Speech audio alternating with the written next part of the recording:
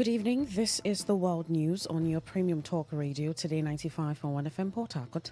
I'm Queen Chima. The headlines. Police dismiss 5 officers over robbery, kidnapping and extortion in River State. Ichie community raises alarm over open drainage and poor road condition. Federal High Court Abuja sentences woman to 20 years in prison for possessing AK-47 ammunition and terrorism support. At the foreign scene, Philippines to cooperate with ICC arrest request for fugitive senator. Now the detail.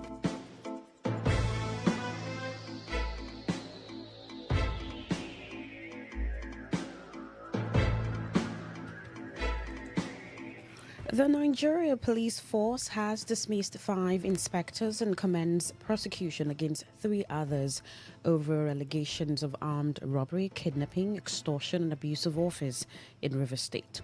The Force Public Relations Officer Deputy Commissioner of Police Anthony Placid disclosed this during a parade of the suspects at the command headquarters in Port Harcourt, saying investigations followed multiple complaints from victims across River State and other parts of the country. According to the police, 3 officers attached to Zone 16 headquarters in Yenagoa, Inspectors Ayani Jalil, Dorojayi Francis and Olaimi Titus, allegedly abducted and robbed victims during an illegal stop-and-search operation along Iboichi Road in November 2025. The suspects reportedly forced victims to unlock their phones before stealing about 7.3 million naira from 3 bank and cryptocurrency accounts. In a separate case, 5 officers attached to the River State Police Command's Operations Department were dismissed after investigations linked them to similar crimes, including extortion and abduction of residents in Port Harcourt. Police authorities said the officers have been dismissed through internal disciplinary procedures, while efforts are ongoing to arrest other fleeing suspects connected to the syndicates. Residents of Okorago community in Ichie local government area have raised concerns over an open drainage channel meant for pipelines belonging to a multinational company. Former chairman of the Okorago Community Development Committee, Gift Oshilim, lamented the hazards posed by the open drainage excavated by the multinational company. Oshilim also urged the state and local government to ensure that the ongoing road grading project does not end at the grading stage, but is followed through with full construction to ease the suffering of residents in the area. While commending the Chair Council chairman for attracting government projects to the community, Oshilim noted that if urgent intervention is not carried out on the road, the same complaint would persist next year. Gift Oshilim also called on the Post-Primary Schools Board to visit the model primary school built during the administration of Rotimi Amici to ascertain whether the facilities are still in good condition for the benefit of the children. The wives of 14 governors across the country and other dignitaries have converged on the River State Government House in Port Harcourt for a food distribution program targeted at vulnerable families across the state. The outreach, which benefited about 1,800 households, also attracted the wife of the Chief of Staff to the President and several government officials. Speaking at the event on behalf of the wife of the President, Senator Oluremi Tinubu, former Minister of Humanitarian Affairs Betta Edu, said the initiative had already been implemented in 25 states and the Federal Capital Territory before reaching River State. She added that plans were underway to establish food banks in primary healthcare centers across local government areas to support pregnant women and nursing mothers. This act of kindness has been made possible through generous support of 2 donors who have committed to supplying 2 truckloads of food items to the Renewed Hope Initiative every month. From these supplies, the Renewed Hope Initiative supports at least 2 states monthly. Our goal at the Renewed Hope Initiative is to complement the Renewed Hope agenda of the administration of His Excellency, President Bola Ahmed Tinubu, GCFR. On her part, the Deputy Governor of River State, Professor Ngozi Odu, described the program as an important intervention for vulnerable residents. The Renewed Hope Initiative aligns strongly with the broader development priorities of His Excellency Sir Siminalayi Fubara GSSRS, and such programs include education, healthcare, economic empowerment, social investment, and agriculture. These 5 pillars are not isolated. They are interconnected pathways to sustainable development. Also speaking, wife of the River State Governor Valeria Fubara commended efforts aimed at supporting struggling families. The State Office of the Renewed Hope Initiative has a register of over 5,000 beneficiaries of your laudable initiatives, excluding today's beneficiaries. Through educational support like the local and international scholarship RHI has funded in the agriculture and social investment front, the Renewed Hope Initiative has stood with the people of Rivers State via women empowerment programs. A lecturer in the Department of Political Science at Ignatius Ajuri University of Education, Goodluck Oke, has predicted that the emergence of Seyi Makinde in the 2027 presidential race under the Allied People's Movement (APM) could make it easier for former Vice President Atiku Abubakar to secure victory if he emerges as the candidate of the African Democratic Congress (ADC). Oke, who spoke to Today FM's Priye Zorgo, said the southern region may produce more than 4 strong presidential candidates ahead of the 2027 election. According to him, Peter Obi of the Nigeria Democratic Congress (NDC), President Bola Tinubu of the All Progressives Congress (APC), Seyi Makinde of the Allied People's Movement (APM), and Adewale Adebayo of the Social Democratic Party (SDP) could split votes from the south, thereby boosting the chances of Atiku Abubakar if he flies the flag of the African Democratic Congress (ADC). The political scientist, however, noted that electoral outcomes may not necessarily follow such projections if Nigerians eventually decide to vote based on the manifestos and programs of political parties. If he gets majority of the votes from the 19 northern states, and we definitely be coasting to victory, especially because for the candidates from southern Nigeria are going to divide their vote. P2B will get his share of the vote. Seyi Makinde of APA will get share of the vote. Bola Ahmed Tinubu will get his own share of the vote. And we also have the SDP presidential candidate also, who is from southwest. So any candidate from the north, which we are eyeing, should be Atiku Abubakar, will definitely be winning the election. He added that his prediction was based on what he described as a tribal coloration of political decisions in Nigeria. Oke further stated that what he termed the poor performance of the current administration could make it easier for opposition parties to wrest power from the ruling APC in the next general election. If Nigerians decide to go according to the credibility of the candidates, we should be seeing a different thing in the election, because most of the candidates will be driven by the politician or by the manifesto or vision of the leader, who is telling them how they are going to take them away from these circles of unrepented borrowing, and then there is nothing to show for it that we are currently experiencing from the hands of the government in power. So it is safe to say that if voting is done in line with the north and south dichotomy, it will definitely favor the major candidates from the north. But if it is done aligned with the vision and manifesto of the politician itself, it will definitely favor candidates that will have the best option for the people. The alleged disqualification of several aspirants reportedly loyal to the River State Governor, Siminalayi Fubara, by the All Progressives Congress APC Screening Committee has continued to generate reactions across the state. Some residents of Port Harcourt who spoke to Today FM's Odinakachi Celestine described the outcome of the screening exercise as politically influenced. According to them, the development may be linked to the lingering political feud between Governor Fubara and the Minister of the Federal Capital Territory, Yesum Wike. But for me, I think the Rivers people should for once resist this draconic, tyrannic, oppressive and unfavorable political tendencies. Because assuming without conceding that the political structure of Rivers State tilts or goes into the hands of Yesowike fully, Rivers State at least will be dragged 20 years backward, because it will turn to a system wherein the allocation comes, Wike takes maybe 40%, the governor pays salary and settles his aid and goes on with the rest. If city minister do, Wike, they're right. Because you cannot tell me, say, you go just come and scream people when governor is not aware of it. You know, if na me they no go happen, I go cancel them. We can handle, because anything where we say, na him the pioneer when come out, I believe say the backup no be here and people say they come out body. Because you stand now, there is no how commander-in-chief is not around. Another person just from somewhere begin to manipulate.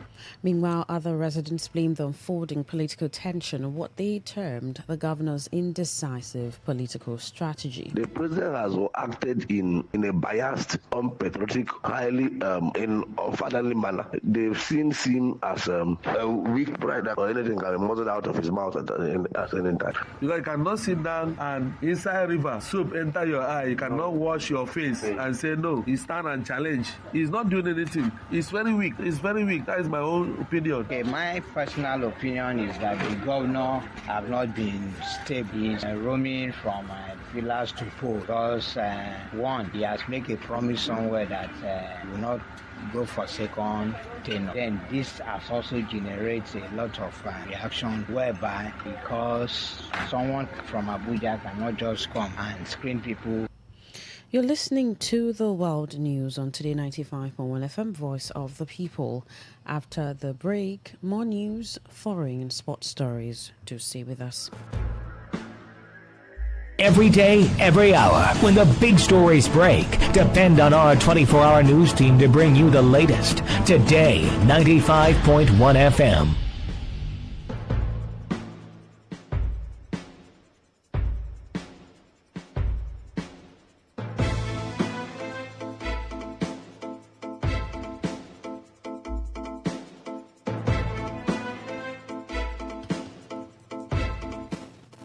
Well, thank you so much for staying with us. Now, the rest of our stories. Justice Hua Yowa of the Federal High Court in Abuja has sentenced Halima Umar to 20 years imprisonment for unlawful possession of the 302 rounds of AK-47 live ammunition and attempting to support acts of terrorism. The conviction followed her guilty plea to 2 counts and a 4-count charge filed by the Department of State Services, DSS, which arrested her in Plateau State. In delivering judgment, Justice Yowa held that the defendant admitted the prosecution's facts by pleading guilty without presenting any defense. Defense counsel Hamza Dentani urged the court to show leniency, describing the convict as a remorseful first-time offender and a nursing mother arrested alongside her 1-year-old child. However, the court sentenced Umar to 20 years imprisonment on count 3 and 1 year on count 4. The matter was adjourned until July 9 for trial on the remaining 2 counts to which she pleaded not guilty. Justice Peter Lifu of the Federal High Court in Abuja has rebuked plaintiff John Mary Chidobi and his lawyer Ndubisi Ukbai for what he described as a lack of diligence in prosecuting a suit seeking to stop former President Goodluck Jonathan from contesting the 2027 presidential election. The judge described their conduct as unacceptable and awarded a 1 million naira cost against the plaintiff in favor of the former president after repeated delays and failure to properly serve parties in the case. Justice Lifu noted that although the suit was filed in October 2025, the plaintiff had yet to serve the Independent National Electoral Commission (INEC) and the Attorney General of the Federation 6 months later. He also criticized the absence of both the plaintiff and his lawyer during previous proceedings, despite hearing dates being fixed at their instance. Counsel to Jonathan, Chris Uche, argued that the plaintiff had shown disrespect to the court by abandoning the matter after dragging a former president into litigation. The court subsequently adjourned the case until May 18 for hearing of pending applications and the substantive suit. Former Sokoto State Governor Aminu Tambuwal has withdrawn from the 2027 Sokoto South senatorial race and ceded the African Democratic Congress ADC ticket to former Commissioner for Finance Farouk Malami Yabo. The decision reportedly followed consultations and internal disagreements over candidate selection ahead of the 2027 general elections. According to the Sokoto State Publicity Secretary of the EDC, Lamir Aminu Tambuwal stepped aside to preserve peace, stability and internal democracy within the party. He said the move reflects the ADC's commitment to promoting younger politicians and creating opportunities for emerging leaders. Aminu added that several House of Representatives tickets in Sokoto had also been allocated to younger candidates as part of efforts to encourage youth participation in politics. The Labour Party has constituted a screening committee to vet aspirants seeking its tickets for the presidency, governorship and National Assembly seats ahead of the 2027 general elections. The committee will be chaired by Nenade Usman, with members including Oluchi Opara, Mohammed Salisu, Martina Umuna, Deborah Yusuf, Chibuzo Okereke, Olu Ayiwo, and Iheanacho Ubioma, who will serve as secretary. According to the party, the committee is mandated to screen aspirants in line with its constitution, the 2026 Electoral Guidelines, the Electoral Act 2026, INEC regulations, and the 1999 Constitution as amended. It is also expected to verify submitted documents, ensure compliance with eligibility requirements, and recommend qualified candidates for primaries. The panel is to submit its report within the party's timetable, as the Labour Party urged members to carry out the exercise with integrity as preparations for the 2027 elections intensify. On the foreign scene, the Philippines has pledged to cooperate with a request from the International Criminal Court, ICC, to detain Senator Ronald De La Rosa, who is accused of crimes against humanity linked to former President Rodrigo Duterte's war on drugs. Justice Secretary Frederick Vida said Manila had received the ICC arrest warrant and considers it valid, adding that the authorities will comply once legal questions pending before the Supreme Court are resolved. De La Rosa, former national police chief and key figure in Duterte's anti-drug campaign between 2016 and 2019, allegedly evaded arrest earlier this week after briefly taking refuge in the Senate building amid a tense standoff involving security forces. Reports of gunfire inside the legislative complex heightened concerns during the attempted arrest. The senator, who denies involvement in extrajudicial killings that left thousands dead, has vowed to challenge efforts to transfer him to The Hague, where Duterte is already in ICC custody over related charges. To end the news, here is a summary of the major stories.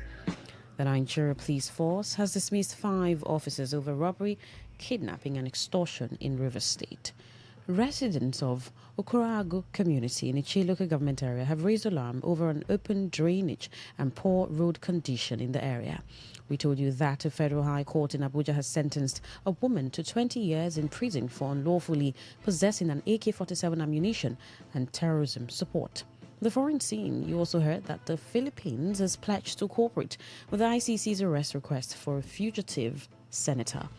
That was the news as edited by Stella Sasongo Curry. For comment and inquiries, please call 0818-389-2850 or send your emails to news@todayfmlive.com. You can also read our stories on www.todayfmlive.com, Facebook at Today95.1fm, Instagram at TodayFM951, X at TodayFM951. You can also join our YouTube live today, 95.1fm. My name is Queen Chima. Thank you so much for listening. Good evening. Today's news, today's entertainment, today's sports, today's issues. Today on Today 95.1 FM, Port Harcourt. Baby shark, baby shark, baby shark. Children are a beam of sunlight. On Kiddies Playground, smart is the new cool. We have interesting activities lined up for everyone, from storytelling to games to quizzes, where you get to win loads and loads of gifts. Do you have what it takes to compete and win exciting prizes? Then don't miss any episode of Kiddies Playground every Saturday at 7:30 a.m. only on Today 95.1 FM, where playtime comes to life.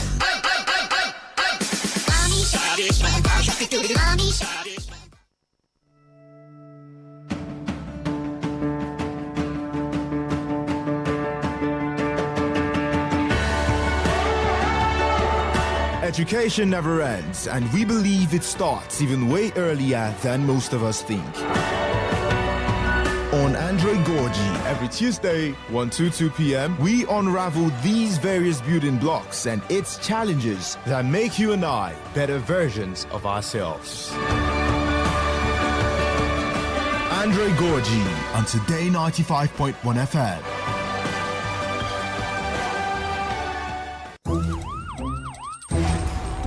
It all begins with breaking news. Now make no mistake, this is a difficult mission, and it will remain difficult for some time. then it keeps trending. Events, issues, personalities, all struggling to gain attention. But in the race for deadlines, the intrigues, power play, undercurrents are often missed or underreported. Insecurity here is basically a product of poverty. But not anymore. As the platform on radio steps in to fill the missing links on events, issues, and personalities in the news. I'm not afraid of anybody. Yeah! The platform on radio serves only the hottest topics and trending issues. Only on Today 95.1 FM. 95.1 FM. Port Harcourt. Weekdays, 4 p.m. Get on the platform on radio and be served.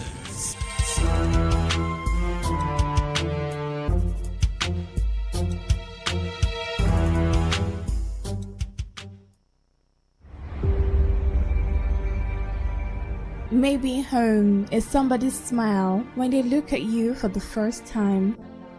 Maybe home is being a home to something you love and adore with all your heart, and that is what life, friendship, and love are all about.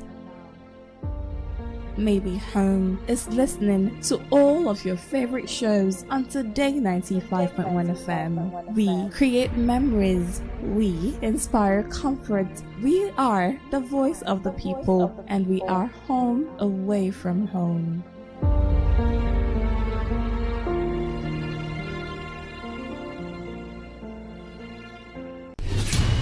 Stay informed, stay ahead. Tune in to Today 95.1 FM for the latest news and exciting sports updates. Your trusted source for everything you need to know. Today 95.1 FM, the voice of the people.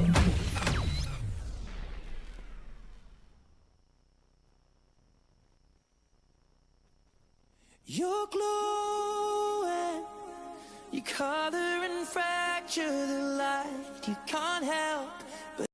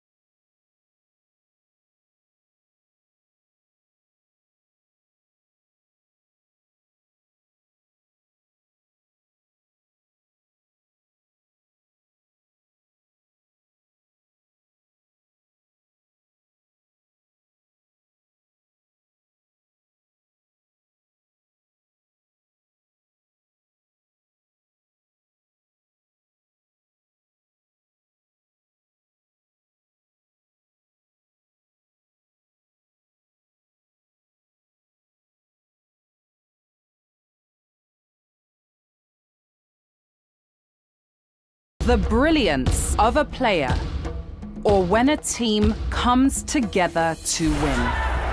A solo beat, or the rhythm of many. The flair of one dancer, or the art of a troupe. One distinct voice, or the beauty of the symphony.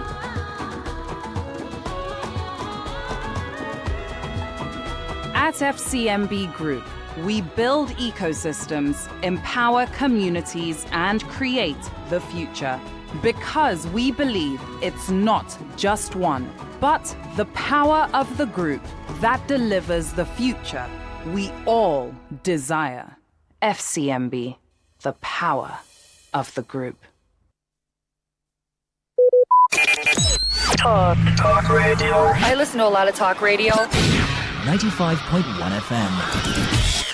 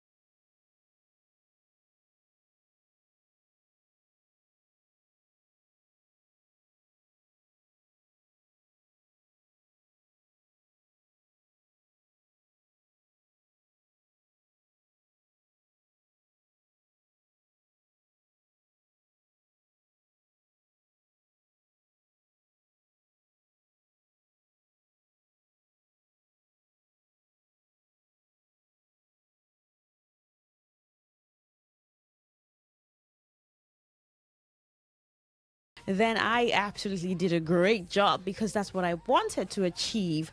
But if it didn't, what exactly am I to do to make you happy now? What? Just tell me, and I will climb 7 mountains to do that for you because I want you excited. It's a Friday evening, so let's just calm down from all the noise, from all the plenty palaver, right? Relax and be good. This is Today 95.1 FM, Voice of the People. My name is Queen Chima, and I was really excited because you needed to have seen my moves. You could have seen it if you follow us on our YouTube channel, Today 95.1 FM, so you could watch my video or watch our videos when we do the things that we do here. So that's like following us up, right? So it's what's on your mind.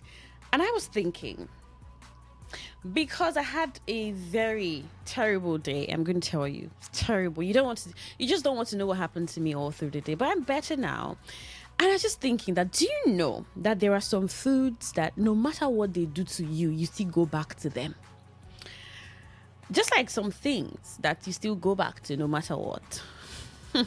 So you see someone who takes alcohol, and the person gets tipsy. Some people get drunk easily and starts acting up here and there, but the person still goes back to alcohol. Then you see someone who smokes, and the person says, "Oh, I know that smoking is not good. Stop now." Wahala. The person still goes back to smoking. Well, that there's a lot that when it has to do with substances, right? Substances. There's a lot that happens with that where we can begin to attribute it to addiction. But even psychologists say you can be addicted to anything. You can be addicted to anything as long as it's a behavior. It could be an action. It could be a substance. It could be anything really. Do you know you can be addicted to even clothing, like material things? Addiction, right? It's when you're so obsessed with something, even without bothering, you don't bother about the adverse effects. It's just, you just have to do it. So, but me, it was food. There's this food I really like, and no matter what that food has done to me over the years, I still go back to it. I still take it. And sometimes I am lucky and maybe I don't make it. I usually buy it. So maybe there's this thing they put in it, I don't know. And if it's not there or it's there or it's too much, I know my stomach will not react. But even when my stomach reacts, I still go back to it. And I was like, wait, I was saying to myself, Queen, deliver thyself from this food.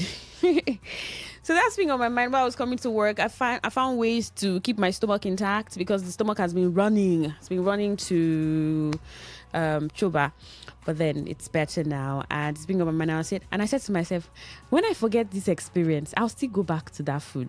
Maybe sometime in 2 months, I'll still go back. It's not bad. It's just, the love for things. So I was just thinking, and the question is, I'm going to ask you that question, but if that's not what's on your mind, I mean, you could just tell me what's been running through your mind. This one is being my palaver since this morning, right? So for you, you can tell me, Queen, this is what's been on my mind. But I just thought to ask you, is there something, food or drink? Now, when it comes to drinks, please don't mention brand names, right? But maybe a drink or food that no matter what happens, you still go back to it. And you're asking yourself, why do I have to go back to this food? Why do I have to go back to this drink? Right? I thought to ask you that. You want to tell me? Sure. The phone lines are open. 0810-9510-951. You can call that number and talk to me. Tell me what's on your mind. And you can send a text or WhatsApp message to 0701-9339-962. I'm going to tell you the food at the end of the show, right? It's one food that's popular with a particular region. They give it an African name, a foreign name. And anytime I eat, most times, not anytime, my stomach runs, but I still find myself going back to it because I like it. All right, welcome. What's on your mind? It's Today 95.1 FM. Hello, good evening. Good evening. Yeah, Etim is my name. Etim, welcome. What's on your mind? What is on my mind is weekly mocking residential restaurant from from Shema Kinde that his presidential ambition is dead on arrival. Okay. Let me contest the president. It's no popular that when we contest the election for president, Nigeria will vote in massively. It's too popular. Now the traveling for the south side, southern Nigeria. The ticket of PDP is not available for you. He said he's not going to support Jonathan. Jonathan that made me governor. Who is it? You cannot compare himself with Shema Kinde in the southwest.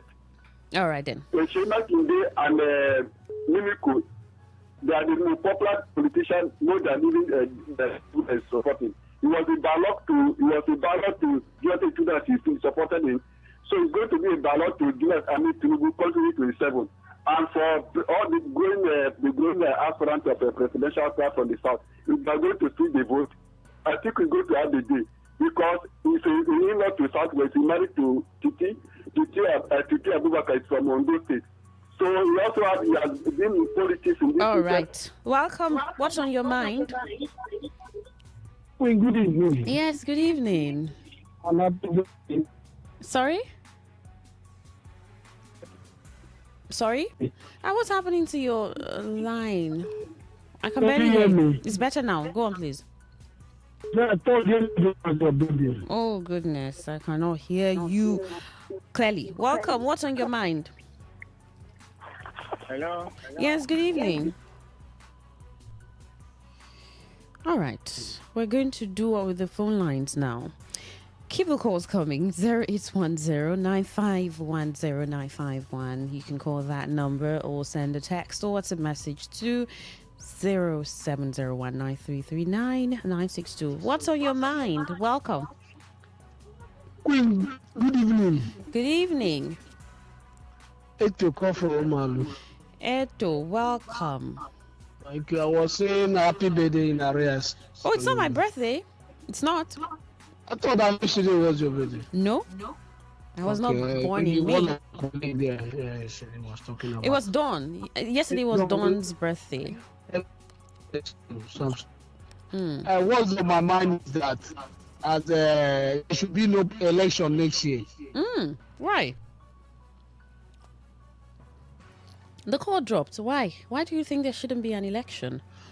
That election would obviously hold. Right, 0810-9510951. That's the number that you can call. Then you can send a text or WhatsApp message alternatively to 0770-9339962. Tell me what's on your mind.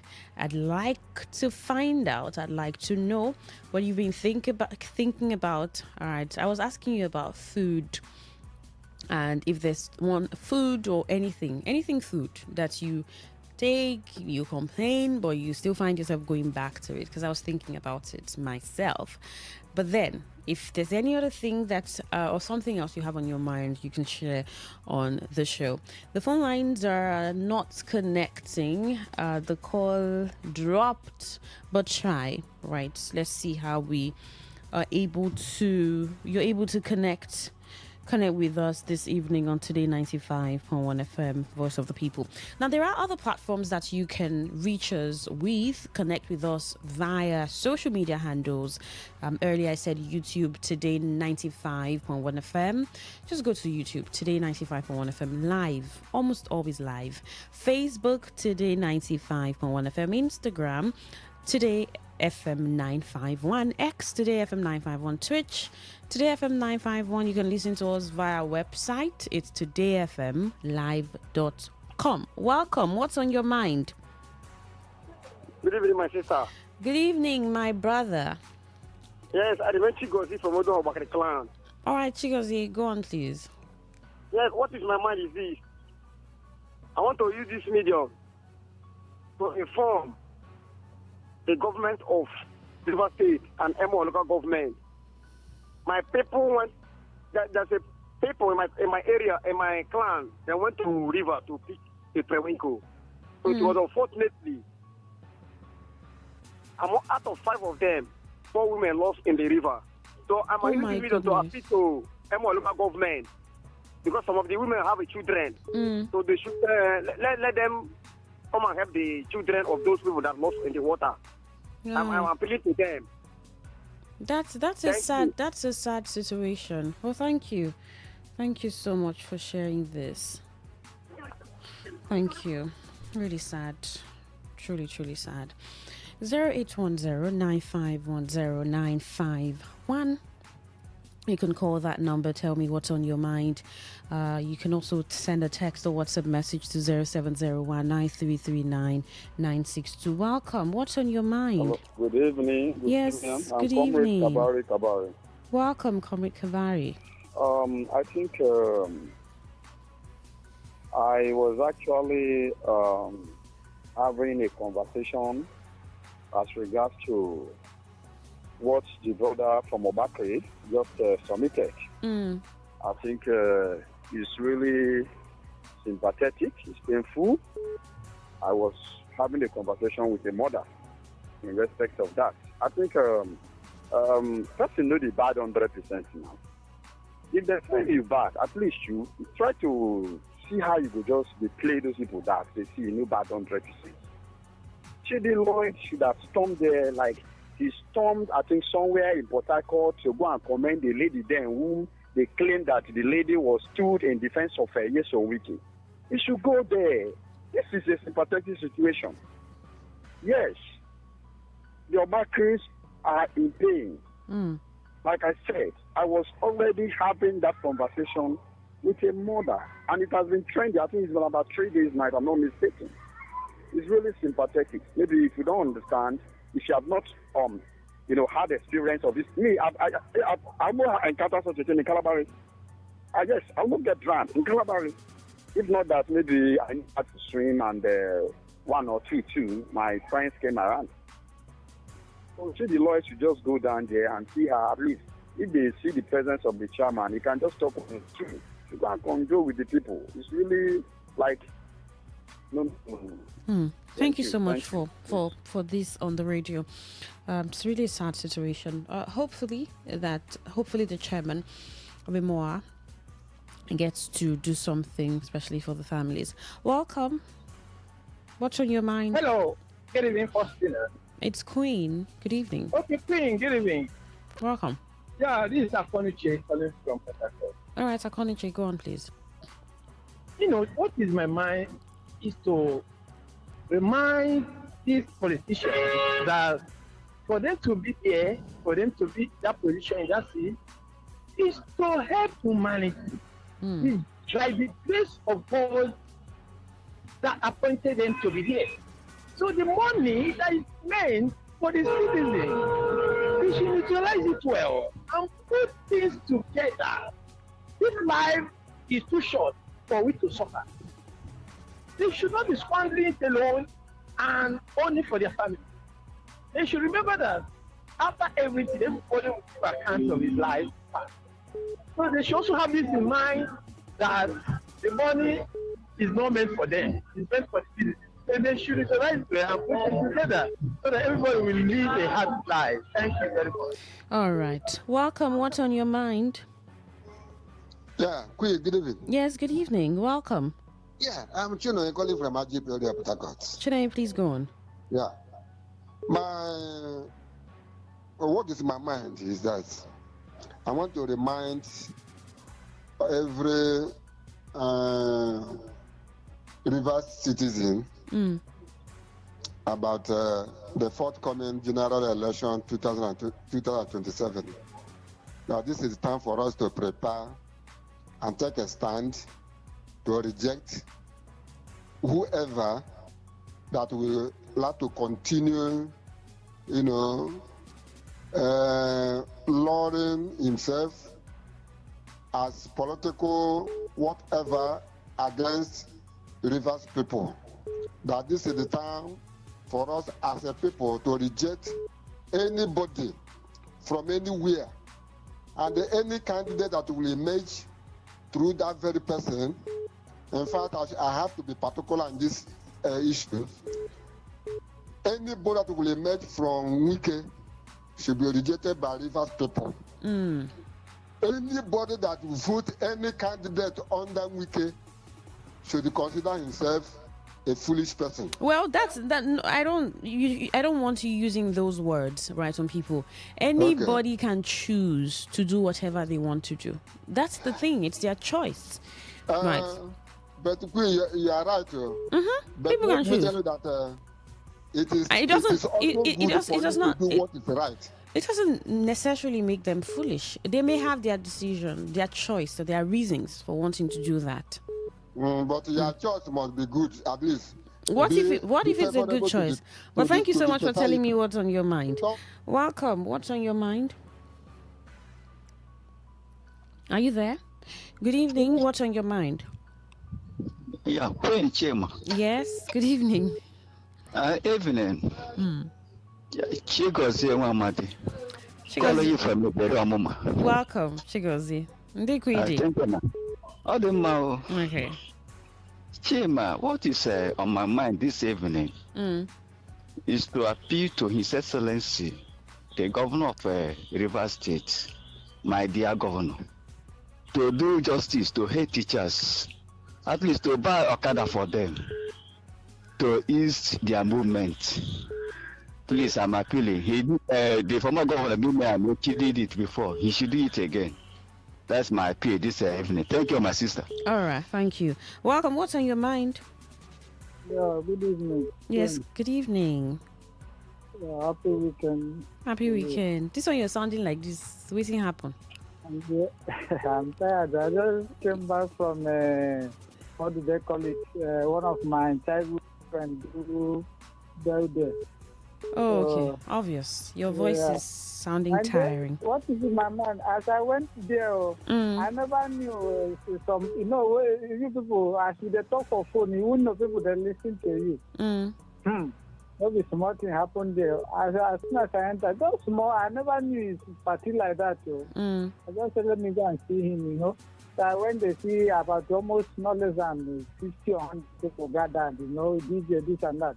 They announced me. I never knew I have fans. Wow. Wow, amazing. This is just me. So I said, I want to, I said, what happened? Can they allow me to go? Okay. So I thank God, we love each other, we celebrate, I never knew people that listen, they listen to us. Okay. So they say, now you look calm, you look quiet. I said, do I sound bad before?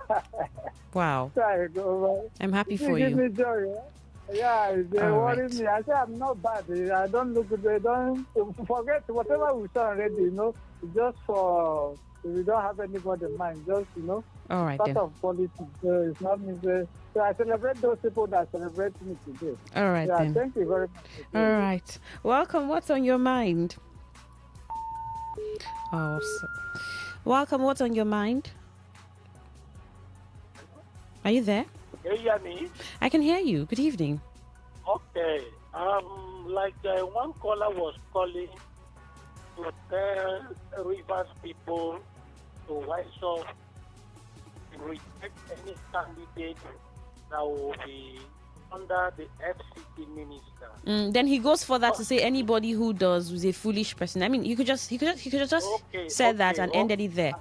That word he used was bad. What I'm saying is, this is the time to get our PVC ready. Okay. Because as it is now, a lot of people, they have decided that they will not vote again. I want to appeal to each and every one of us in our state. Please, rise up. This is the right time to start another phase of registering for voters card. All right, then. So it is good they go for their voters card. Let us all have our voters card and get ready. Because if we don't do that, what happened previously, that is 4 years now, I'll be 3 years now, is just a child play. If we allow anything to be imposed on Rivers people again, what we've seen so far is a child play. More than 10 times our experience we've gone to stay. All right, then. Welcome. What's on your mind? Hello, good evening. Yes, good evening. What's on your mind? Waiting in my mind is say people with the call radio, sometimes they are matured. They say they be big people, they don't mature, but they are not matured. How can somebody say this way go beat the polo in here from week? Say that person no good. I beg. But I corrected that person. So why try to educate the people? Did I not correct the person? Did I not let? So I mean, so bringing it up again. That's why I dropped the call and corrected him. And I'm sure he wouldn't do that again. Welcome to Today FM. What's on your mind? What is my mind for Sina? I'm because of 2027 election. Okay. I beg my sister, everybody should open his eyes. You can see nothing is working in Rivers State. Let one man not dictate what will happen in this state. It's too bad. All right. Our state have enough money to develop this state, but one man pocket this state, and this state is not moving forward. We are in stagnant in this state. So let everybody open the eye, because let what happened in 2023 never repeat itself. And let Peter Obi sit on his ground to hold this election, because everybody believe on him that he's going to win this election. Thank you. All right. This message says, good evening, beautiful presenter. What is on my mind is that majority of our youth are engaging in hard drugs. It's seriously affecting our society and many families today. I call on NDLEA to fight more against drug abuse in Rivers State and Nigeria at large. From Dr. Prince Nelson. All right, Dr. Prince, thank you for your message. Let's wrap up with this call. Welcome. What's on your mind? Good evening, Queen. My name is Honorable Gladwell, calling from Buduma City. Welcome. See, what is on my mind is on the infrastructure going on in River State, the road construction. Just about 3 months before the governor came to power, there is this Port Harcourt ring road comprises about that many local governments. But I'm worried that up to this hour, the Rumoti flyover, those areas, up to now, things are not going. And I'm even wondering that if the governor will use this thing for a second time campaign or what. Just only there that, look at the kind of place. And what these vigilance beggars, they are still doing their work or not. Because the slow pace of construction in River State is getting out of hand. Right. And what about if the governor did not come to second tenure? So what will happen to those infrastructure? Please, the governor should hasten work. He should do work. God bless you. I'm on the Gladwell. Thank you. All right, then. Thank you. All right, thank you so much for sharing your thoughts on what's on your mind. Shortly, today's woman. It's a very good conversation. You don't want to miss it. So stay with us. I am Queen Chima. Good evening.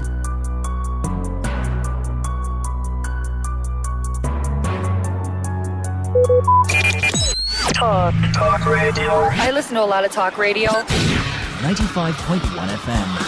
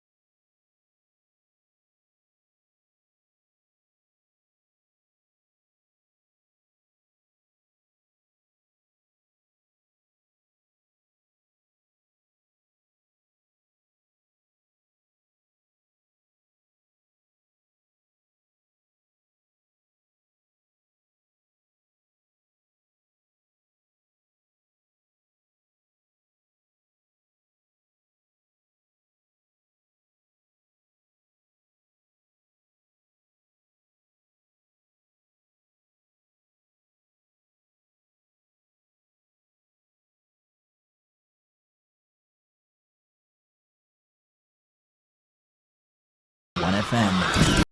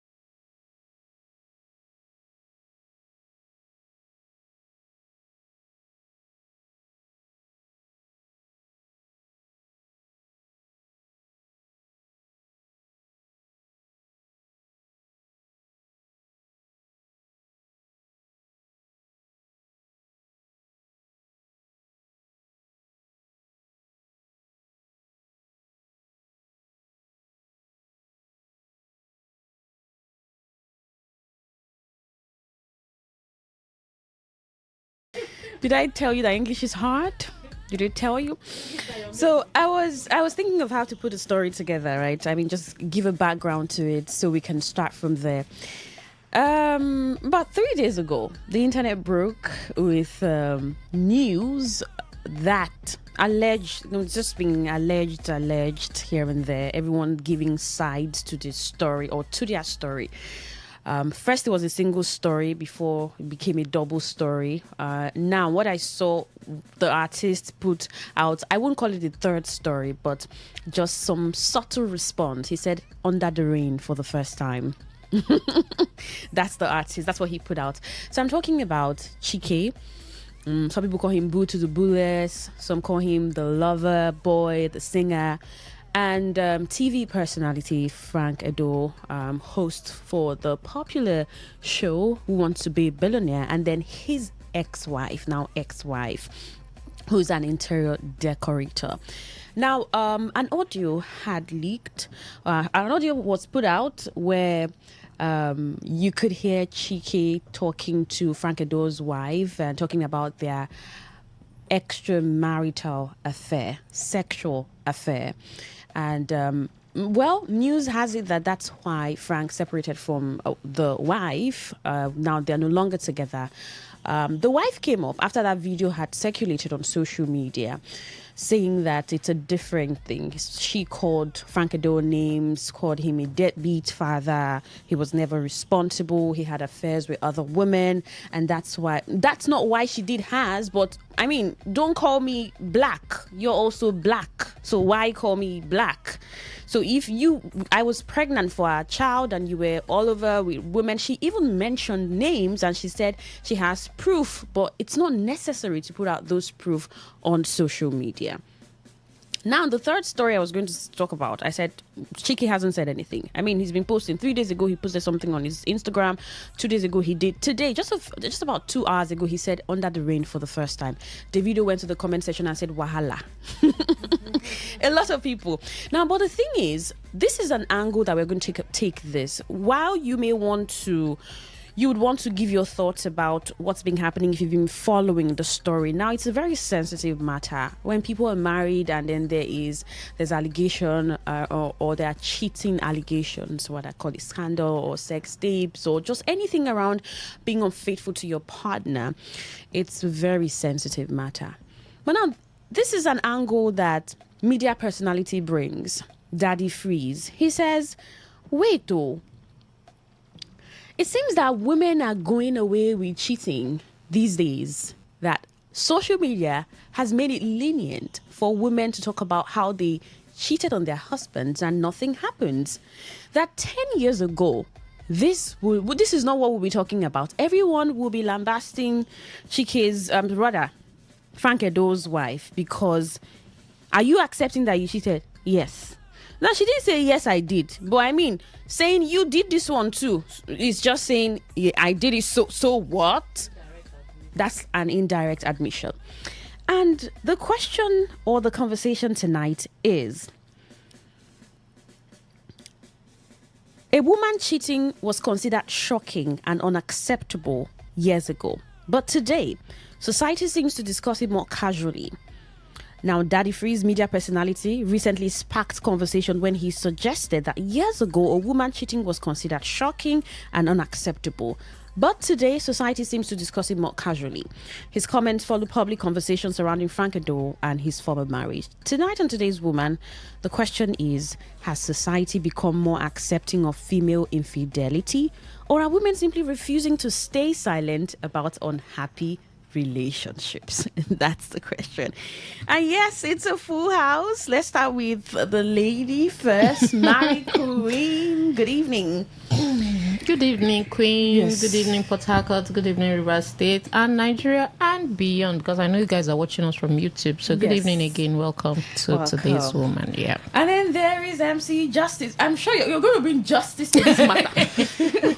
Welcome, Justice MC for justice. Welcome, MC Justice. Yeah, I'm so glad to be here. I just had to touch down here to make sure I'm goodness. here to put it all right. Yeah, Did you go to Turkey to eat turkey? Yeah. Please, thank you for making time out of your busy schedule That's to be what here. we do for our people. Thank you so much. Yeah, I'm truly humbled. Yeah, I was on my own. My people called me. It's good to be on the show. Thank you. Welcome, MC TD. Good evening. Thank you very much. Good to have you on the show. Did you jet in too? Actually, I didn't do that. Okay. But He walked in. I'm here. That's the main thing. Okay. Just a little about the topic. If a man cheats, they say it's a man. Mm-hmm. If a woman cheats, they say it's still the man.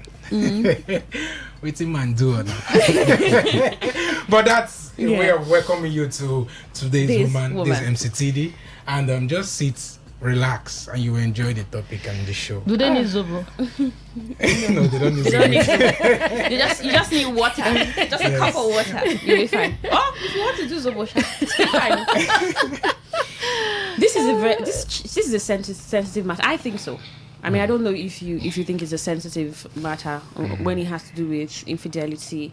It becomes a little too sensitive, and I think it's really sensitive because these people have kids. I mean, I think from that aspect, I mean, the parties involved have children. They are public figures, especially Frank Addo. Chike too, public figure, and this is coming at the time it is. Well, why you cannot hide from certain things? I mean, if he wants to be exposed, it would be exposed depending on what the universe is doing to you at the moment. Right? However, when we talk about cheating, I mean, spouses and all, it's really sensitive. But the angle we're taking it from is Daddy Freeze's angle, where he said 10 years ago, even Chike's career will be shaking by now. I mean, he put out something. I can go back and say, if you know how many thousand views he's garnered, people were literally... Then for the woman, she comes publicly and sort of indirectly accepts that, yes, I had an affair. So, but you did yours first. And Daddy Free said 10 years ago, this woman would not be sounding this way. That social media is a crazy place. Our world is getting crazy. He's not saying that men should cheat, but that if a woman is attesting to the fact that she did that if the man took her to court, he would win, right? And they will have issues, and society he would win? That society would even come after. Even her mother would tell her, "See, no, shut up, close your mouth," and also that's the angle he's coming from, and that's something to really think about. Mm-hmm. Maybe not because it's Today's Woman. We're centering on the woman, and from the woman's perspective, to the woman. I mean, at this point, even when she stated everything that she stated, you're a deadbeat father. You also were cheating with celebrities, and you were not a present father, a present husband. Why are you coming to say all of these things? Do you think she should have said those things and say, so what? I don't care. So hell with everybody. You, your people, your fans, and everything. Do you agree with Daddy Freeze that I mean that the times are... Who are you asking? Okay, you're asking me. Okay, I'm trying to be justice, man. Okay. I feel times are changing. You hate injustice. Yeah, I hate injustice, and I think times have changed, and we're in a society where there is moral bankruptcy, and people are no longer ashamed of certain things they should be ashamed of, certain things that people talk about in public. Before now, when you even think of talking about it, it's seen as a taboo.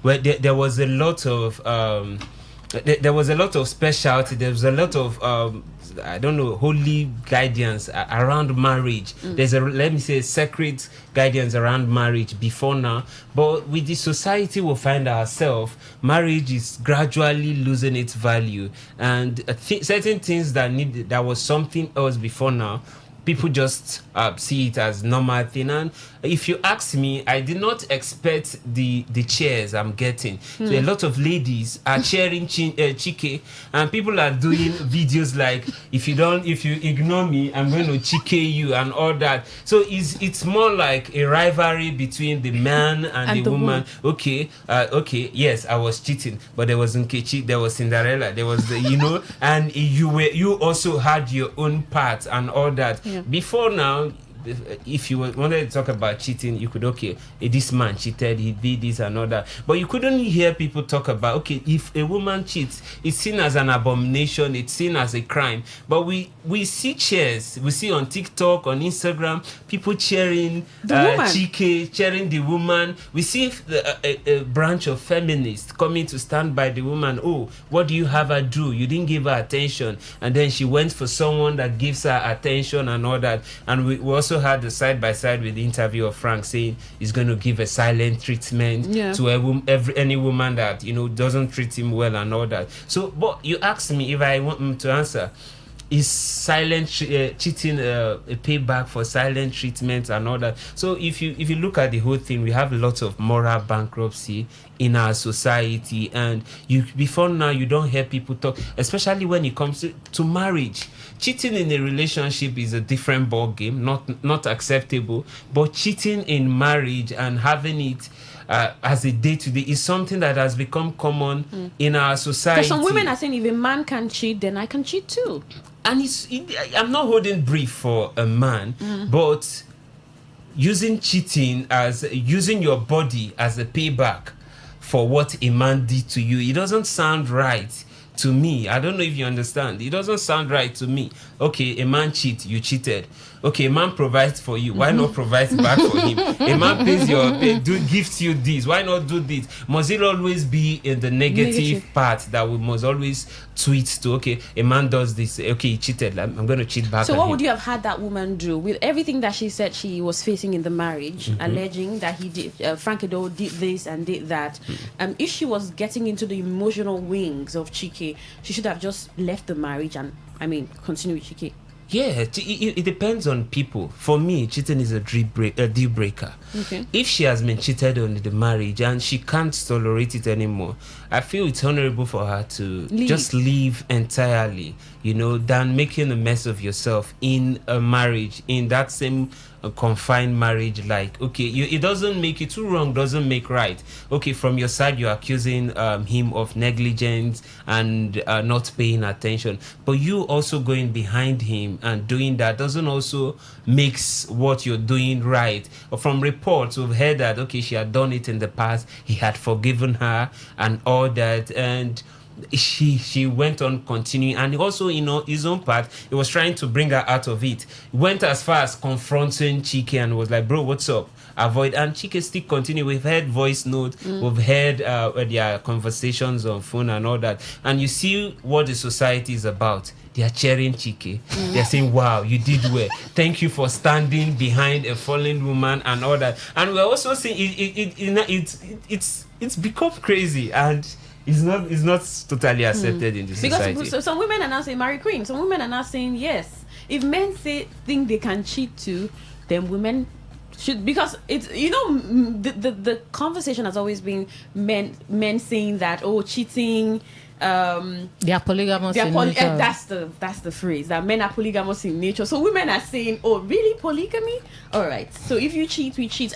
Like you said, Mr. Justice, it's like a revolution now. On TikTok, women are saying, yes, men do not have the autonomy to cheating. So I don't know, Mary Queen, what this says to women. Anything you can do, I can do better. I can do anything better than you. All right, so if you do me, I chike you. Where do we start from? Okay, so I think the foundation of the marriage already had issues long before now, because the interviews are not even making sense. They are not adding up. You go on a podcast and tell the whole world that you ghost your wife, that you live with. That's ghosting now. You keep malice with a woman in the house and you don't talk to her for days, for weeks, and that's a way of punishing her. I've been in that place before. It's not a good place that you be with somebody in the house and they are not talking to you.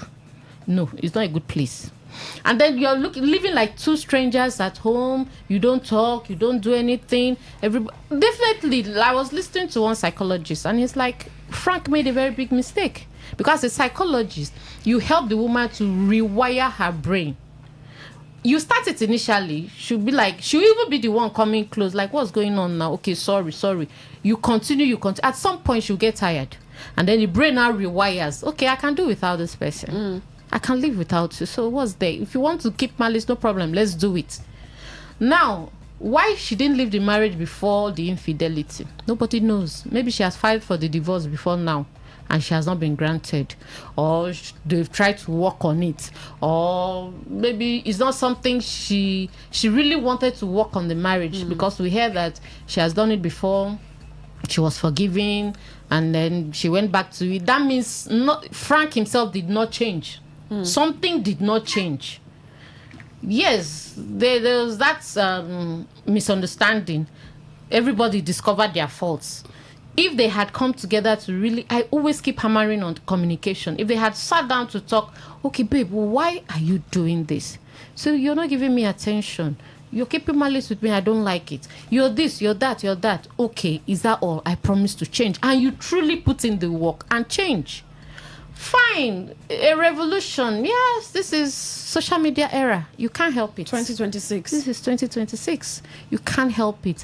Even if, before, you would just be abominable. I mean, you'd see how people would rain curses. You know why? On the because woman. You're in your small corner. You don't have access to the world. In our mother's days, they don't even know what is happening in the next village, in the next compound, unless somebody from there comes to tell them, this is what is happening in my home, or this is what is happening around us.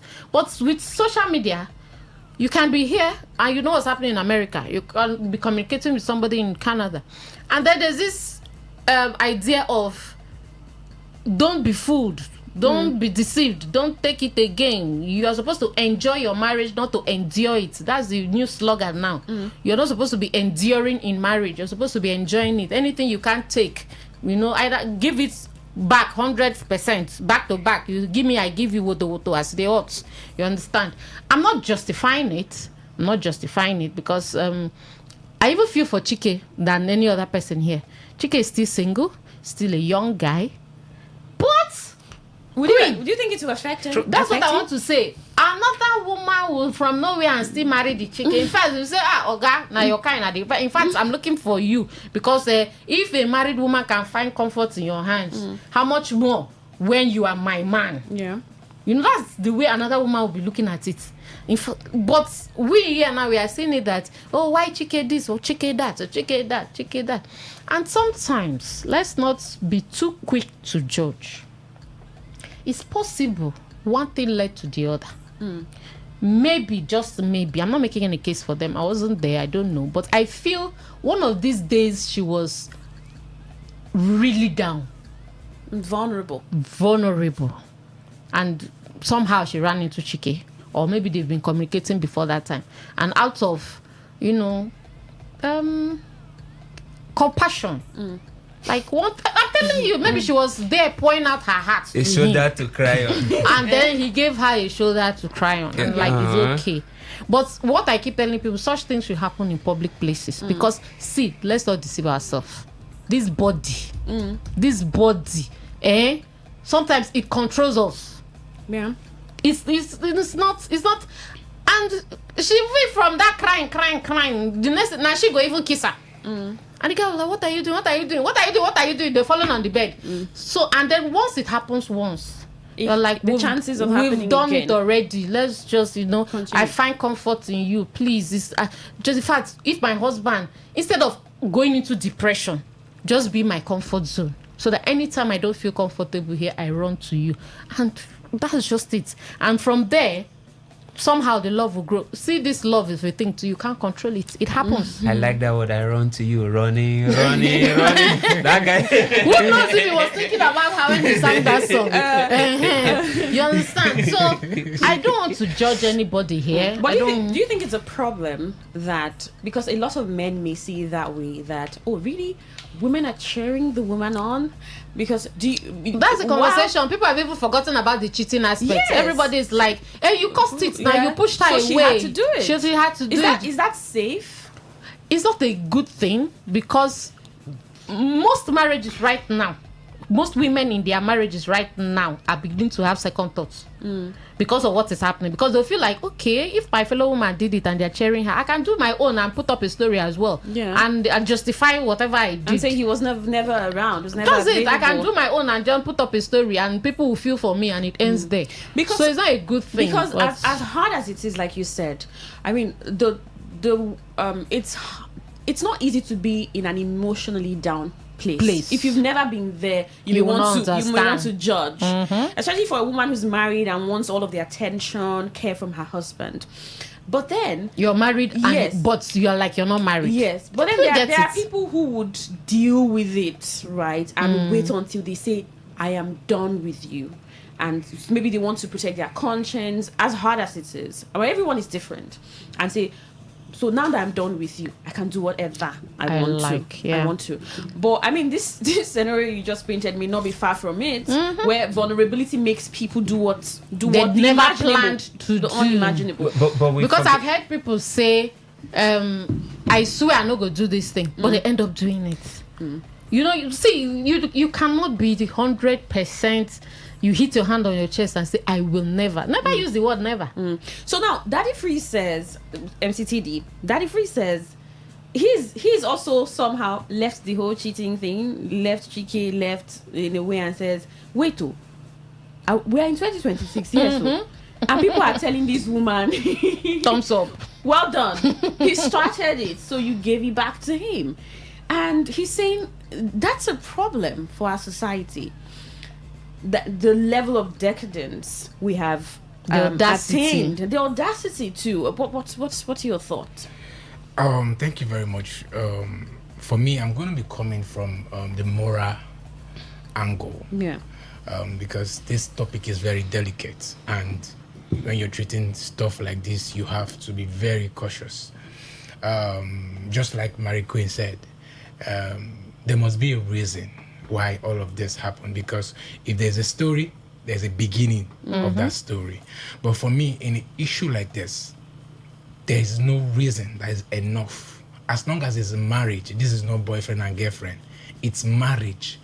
And I love telling people it's an institution that was actually initiated, founded by our maker, our creator.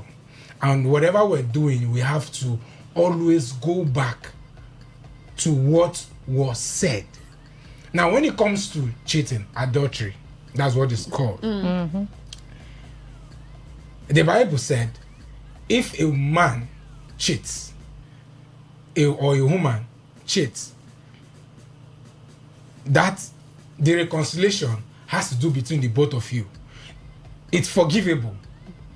It's not the only point where the Bible said you can divorce or break up with your man, it's when there's violence in the marriage, whereby the man is beaten and all of those stuff, and it's gotten to the point where it's now a threat to life. But in cheating, it has to be with the both of you sitting down to understand yourself. Okay, I can forgive you. I've forgiven you. You understand? Now, going back to the question you asked me. Now, it's very funny and it's crazy, because the society now has gotten to the point where we are now celebrating, they call it reproach. It's a big one. Because you cheating on your husband, or your husband cheating on the wife, now you now come to the point and you're making it public and you're very proud and bold. It's a very big reproach. And if a society that is celebrating it, we're not far from Sodom and Gomorrah.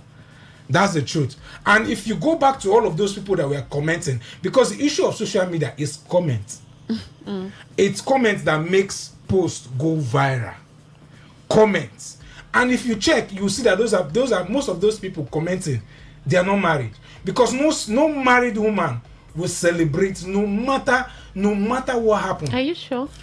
Let me tell you, when it comes to marriage, I'm not married, but there are still married women under that comment section. A man cancelled his wedding because a lady commented something. That's the truth. Just posted it. Yeah, that's the truth, because it's no sane or right woman will celebrate Frank's wife for cheating back. It's like, so why did Frank cheat in the first place? That's whether Frank cheated or because I read her story. Yeah. And it's not right for a man to put a woman. I'm not saying what he did was right. Because it's wrong. What she's alleging. What she's alleging. Because she said, she even got to the point where she said she's even the one funding his lifestyle. But as a man, you shouldn't keep a woman in that kind of condition.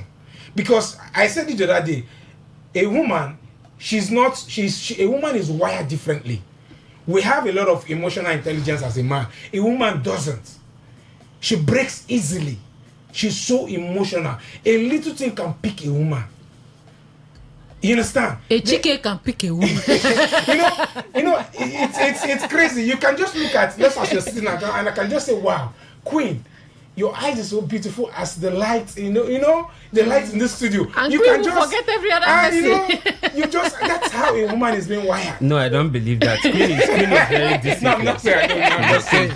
I'm just saying. No, but I know she's more than. But if you have a man that doesn't tell you you're beautiful, and you go out and somebody tells you you're beautiful, it rings a bell. It rings a bell. You start. It rings a bell. That's the truth. Let's be frank. Then why are you attached to a man that doesn't appreciate you? These things. These things doesn't fall from you date. You get into a relationship, you get into marriage, and it's crazy for us to assume that cheating is a mistake. It's a process. It's been thought through. Communications are being established. There are intents in that communication. Why are you going for cheating? Why are you relating with Chike? Yes. There's no communication. Why are you relating with Chike? Are there no other people in your circle and that is why circle and individual matter? Are there no other people in your circle that you could take these things to? True. Don't you have a sister? Don't you have someone in your family that is married? Don't you have a parent? Don't you have a spiritual guardian somewhere? Why is it Chike that you want to feel vulnerable to? Why do you want to tell him your problem? Because Chike told you are beautiful at your big age of 30-something and all that. We shouldn't give excuses for this. We shouldn't because these excuses allow us to accommodate immorality in the society. And if we keep doing this, at the end of the day, the man is not losing. Frank Edo was married twice. If he wants to marry again tomorrow morning, he will get married again. Chike is not married. Fine. Let's Chike can still get married again and all that. So when you're doing a fair stuff, you do your own, I do back. That means Frank has a problem for him to be married twice, right? No, that's what I'm saying. He has 2 failed marriages. That means he also has something to work on. And that woman saw a failed marriage and still entered into it. No, actually, research shows that once you have a failed marriage, the chances of the other one failing is higher. It's higher. Right? But some people have been able to. It's possible too that the 2 marriages, they didn't fail for the same reason. It's very possible. Maybe the first one might have been something different, and then this one is maybe lack of compassionate and communication, and then cheating. So we're talking about this sudden, I don't know if it's sexual emancipation that women sudden acceptance of immorality, acceptance, right? And what really has brought women to this point? Feminism. Because this is 2026, we have like years to come, and we're not going to be in a deteriorating situation or a descending situation. It's going to be ascending. So where a woman will just look at the husband and tell the man clearly that I know that you're with this babe, I'm with this guy too. It's happening already. Right. So openly. And in a traditional society and a patriarchal society, it was not like that 10 years ago. Thank God I'm a traditional man. It doesn't. You think that would change anything? You think that you're would a change a lot? traditional man, but if you don't meet a traditional woman, you'll still fall into the same temptation. We pray that. That's why if you are not wearing bead on your neck, I will not talk to you. You must be very traditional. You're not married a same one with that. This whole stuff. So and what does he say for women today? Really, is it a safe space? Do you think have you heard this generation tell you, I don't want to get married? Yeah. And you are like, why? Say, because I cannot withstand those cheating things. Have you heard that? Yeah. They prefer, see, because men are beginning to make it look like, yes, men are polygamous in nature, so it's your right and all that. Most women these days tell you, okay, fine, since you are polygamous in nature, it's your right and everything. Oh yeah, Oga, day your day. Make I day my day. Let's just date so that you cheat on me, I cheat on you. We'll move on. So MC Justice MC, do we blame men? I mean, for putting that forward? Polygamy, polygamous in nature. I mean, a man cheats, and most women. Even your mother will tell you forgive him now, not be cheating. Yes, that's what happens with a man. It's normal. It doesn't mean he does not love you. Men tell you it's just physical. I love my wife, and they show it, right? They say that some men, you don't try as a side chick to won't come and do anyhow. They will change don't them call for me you. so time. Yes, I'll be with my wife right. and all that. Yeah, and they put up all of those boundaries to make it look like, it's I normal. respect It's my okay. wife, I respect my wife. I would still cheat, but my wife is everything. Do you think women revolting? This is like a revolt now. Like, really, we're up for you guys. Do you think it's because men have stayed too long in that we're polygamous in nature? It's a man's world. This is what happens with men. I mean, do men really have autonomy to? They are reaping what they sow. Cheating. Okay, to me, it's not like men had the autonomy, but from onset, from time immemorial, there's been this concept of a man can stay with as much as one wife, as long as you can take care of him. A big shout out to our men talking Solomon right there. But at the end of the day, I'm trying to broaden it down to what you're talking about. The institution of marriage is being affected every day and every now and then. And if we're trying to make it like a competition, a back and forth, it's still not the men losing. And at the end of the day, who is the women cheating on? Still a man. Cheating with a man. And the man goes on to cheat. And at the end of the day, we're producing a very awkward society. Now, the monopoly of a man being polygamous in nature is something that has been there, and I'm not holding brief. And we're not totally sweeping it out, because there are still decent men who are there who are not polygamous in nature. Now, this is what a woman should have his own standard. Women should be free to vet who they want to have as an husband. Okay. If he doesn't cut those things, you should not swallow it that, okay, a man is polygamous in nature, he does this, I'm cool with it. So all those stay with him even if he cheats was traditionally infused. A lot of women did not like it, they just had to stay. They had to stay, but nobody is forcing you into it. That is why before marriage, there are relationships, and when you see these things, you should be. I feel women should have their standard. If you cannot tolerate, what if you don't even see it until you're married? Then he starts, because men pretend it is. Oh, let me tell you the truth. Oh, before they used to say women pretend until they get married, then they bring out their true colors. Now the men pretend even more. They will just pretend. Then after they marry you, then they tell you, hey, that time we were dating, now you are my wife. You know, you are now my wife. I am the head. I am this, I am that. So I cannot freely do whatever I want so to even do. in the marriage, she sees it and she's not comfortable. And divorce is not. Yeah. Because that means we'll have so many. Do you know that the concept of, if you ask me, the way the society is going now, I feel marriage, it's all changing. Yeah. Because if you look at the idea of getting married before now, is for a man to raise a child. And outside marriage, really? Yeah, before now is for companionship and raising a family. Yeah. And outside this marriage, men now get companionship from ladies, a lot of them, as much as your money can carry. And now, outside marriage, they can have children as long as, and women are willing to accommodate it. So the concept of marriage is being, somebody was even proposing that marriage should be renewable after 5 years. You are into it, you don't like what you're saying. You can also check out, because people change with time, with behavior and all that. But at the end of the day, when you lower your standards, you don't stand in it.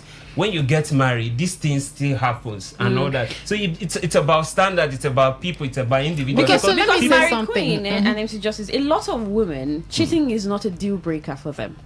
A lot of women. Who are going to live on for? But no, some women even arrange side chicks for their husbands. But for most, 90% of men, 90%. One impression I want. You said 90% or of 98 men? or what? No, we still have good men. 99.1, nothing like good men. men. So is it about being good? If the man says because you cheated, I don't want you. Is it about being good or the truth is there's nothing moral about a man cheating. I get me. Or say the man is polygamous in nature. So that's why some of them hide it. That's a very wrong excuse. Justice made an example of Solomon. Solomon, at the end of everything, he said, vanity upon vanity. In all of the enjoyment, he had to understand that with all of these things, there is nothing to buy from it. There is no gain. It's all vanity. So what I'm trying to say in essence is, it's morally wrong for you to cheat, for you to be a man that you're here and you're here and you're here, you don't have standard, you don't have value, you don't have a code. As a man, the first thing you have to develop, we call it in the street, we call it you can say a code, but we call it in the street. I'm trying to remember the language. Standard. Like position. Are you getting me? Now, as a man, you need to have a code, and that code must be what guides you. And that code begins from your 18, 20. You start developing it, because it's not a thing that you just sleep and wake up. It's not that kind of stuff. You have to start developing it. You grow with it. You understand it, and it becomes you. Are you getting me? Now, most of the men we see out there that are into cheating, that cheat on there, is because of wrong foundation. And even in marriage, the foundation matters. The Bible said if a foundation is built on a wrong soil, it's going to collapse. But you cannot compare a foundation that is built on a rock. It will always stand. And that is why when I tell young people, when you want to marry, you need to ask yourself some personal questions. Why? Do you think when the moment people cheat, they lost their whys? Because some people tell you, they can give you a number of reasons. In fact, it's that time that the why is there. Why? Okay, now, why do you want to be with this person? Okay. You need to ask yourself. Are you getting me? You need to, because when you miss these questions, why, when, and how, when you mix these three questions, you will miss it in the marriage. That's where when you now start seeing your husband becoming, just like Frank said, he was silent. He was, the moment you start seeing your husband acting those stuff, you will now start losing yourself. But when you have a basic, you have a foundation, you know why you're getting married to this person. The reason is there. No matter what happens, you will always stick to it. Are you getting me? You always, even for the man, even for the man, you need to know why you want to spend the rest of your life. The reason why most people jump into marriage is because they want to just change their status from being single to married. Some women, because of pressure, not really because they want to marry, because of societal pressure. If I'm at this age, I'm not married. So all of those has made us miss a lot of things. I was saying something last week. A man and a woman, the Bible said the both of you are one. Are you getting me? You're one flesh. So if you're going to marriage to somebody and you're seeing that this person, I can't be one flesh with this person. There's no how me and this person will be one. You have to leave it. There's always somebody for you. Okay. So I'm thinking, Queen, let me say something. Justice was saying, if a man cheats, the woman will leave. If a woman cheats, the man will leave, right? So that mentality alone is making them feel too superior. And I think that's one of the points the women are trying so hard to prove.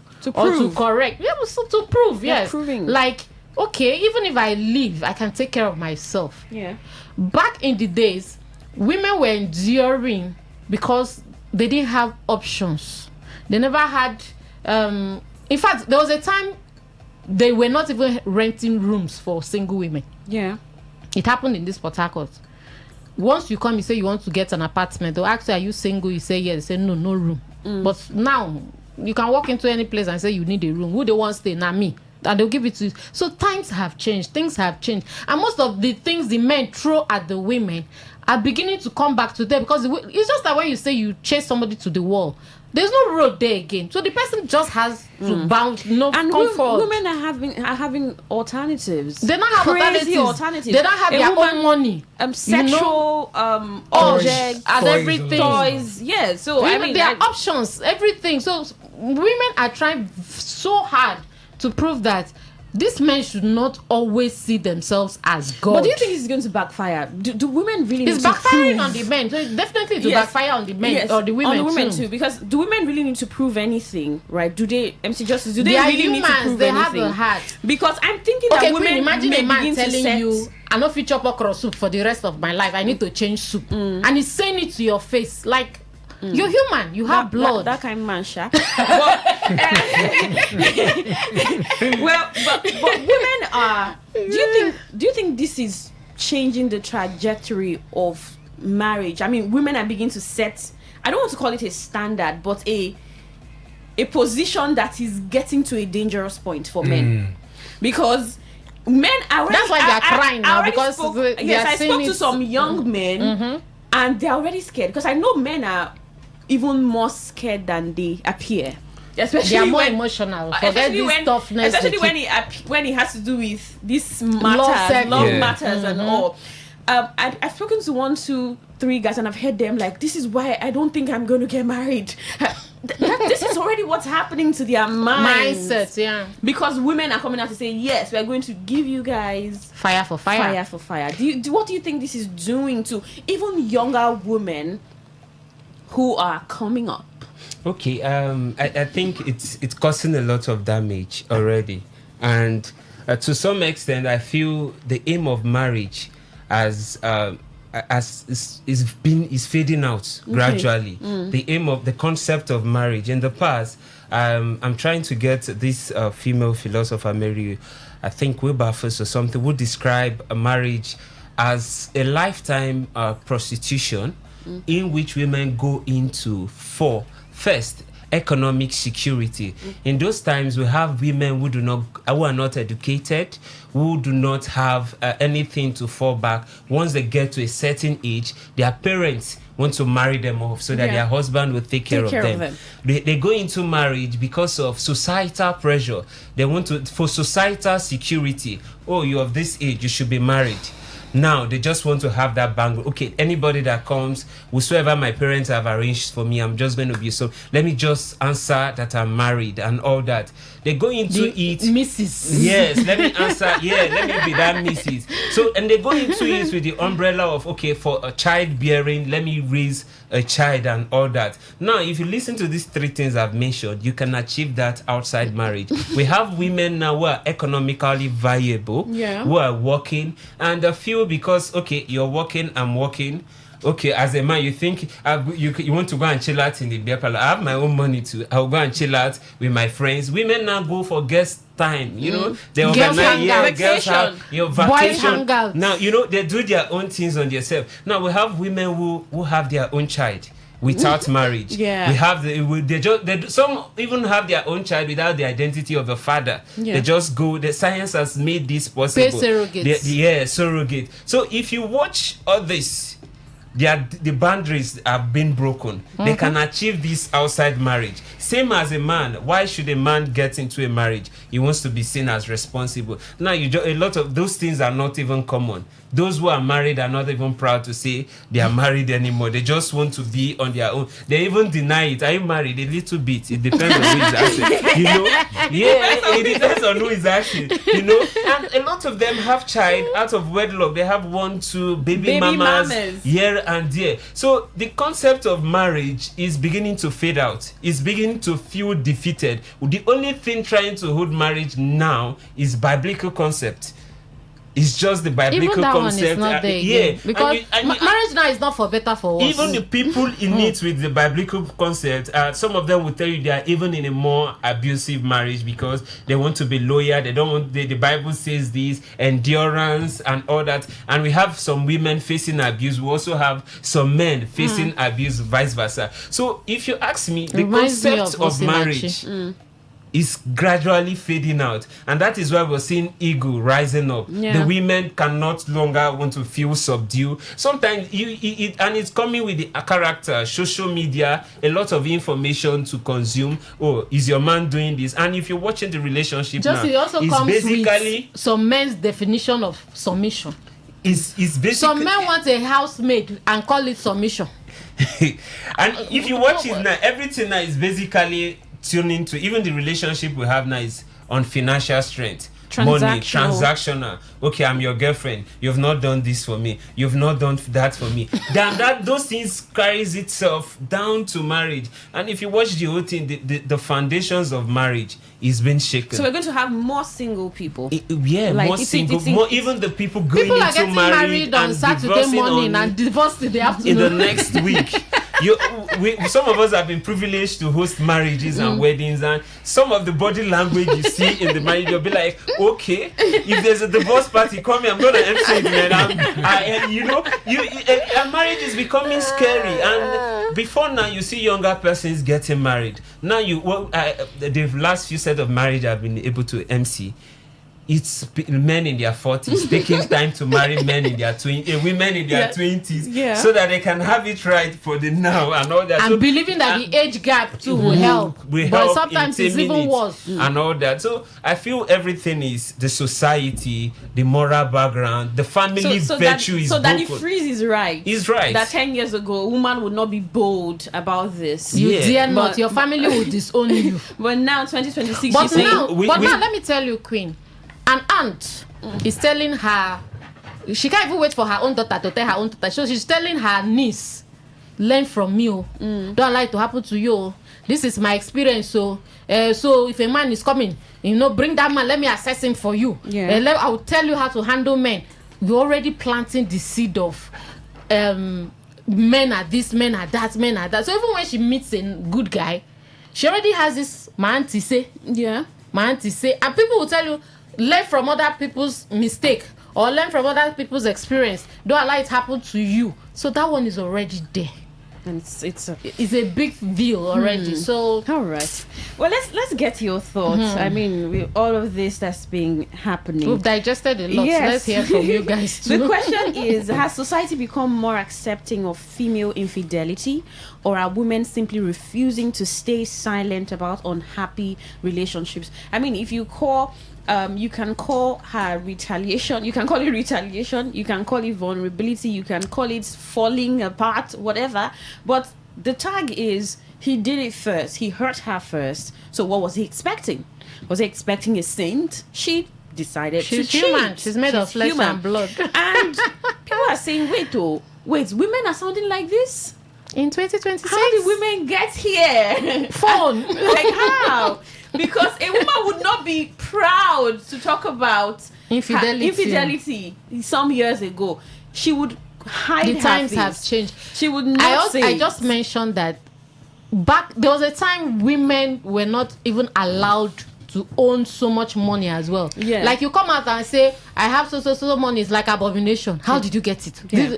But now women are CEOs. Yeah. Women are bank managers. Let's get your thoughts. 0810-951-0951. For calls, for text or WhatsApp messages 0701-9339-962. Welcome to today's woman. Yeah, how are you? I'm fine. Good evening. Yeah, good evening to all of you there. Good evening. Welcome. Like you said, I see all this as a satanic Satan plan to upturn God's natural order. Just like you said, people are bold to say they are gay today. People are also bold to say they are gay. Woman is bold to say you are marrying a woman. So it tells you everything God has planned. Because I'm a Christian, you might be atheist or Muslim, but even all non-religion in the world is supporting what is going on today, whether in marriage or relationships. No religion, not even Islam, not even traditional religion. So it's all game plan of the enemy called Satan. That's why I see it, to upturn God's order. Because in every institution there must be a leader, organogram.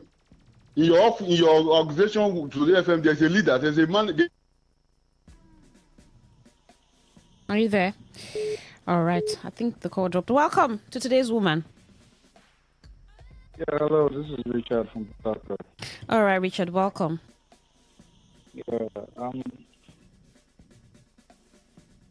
Yeah, we can hear you. Richard, go on, please.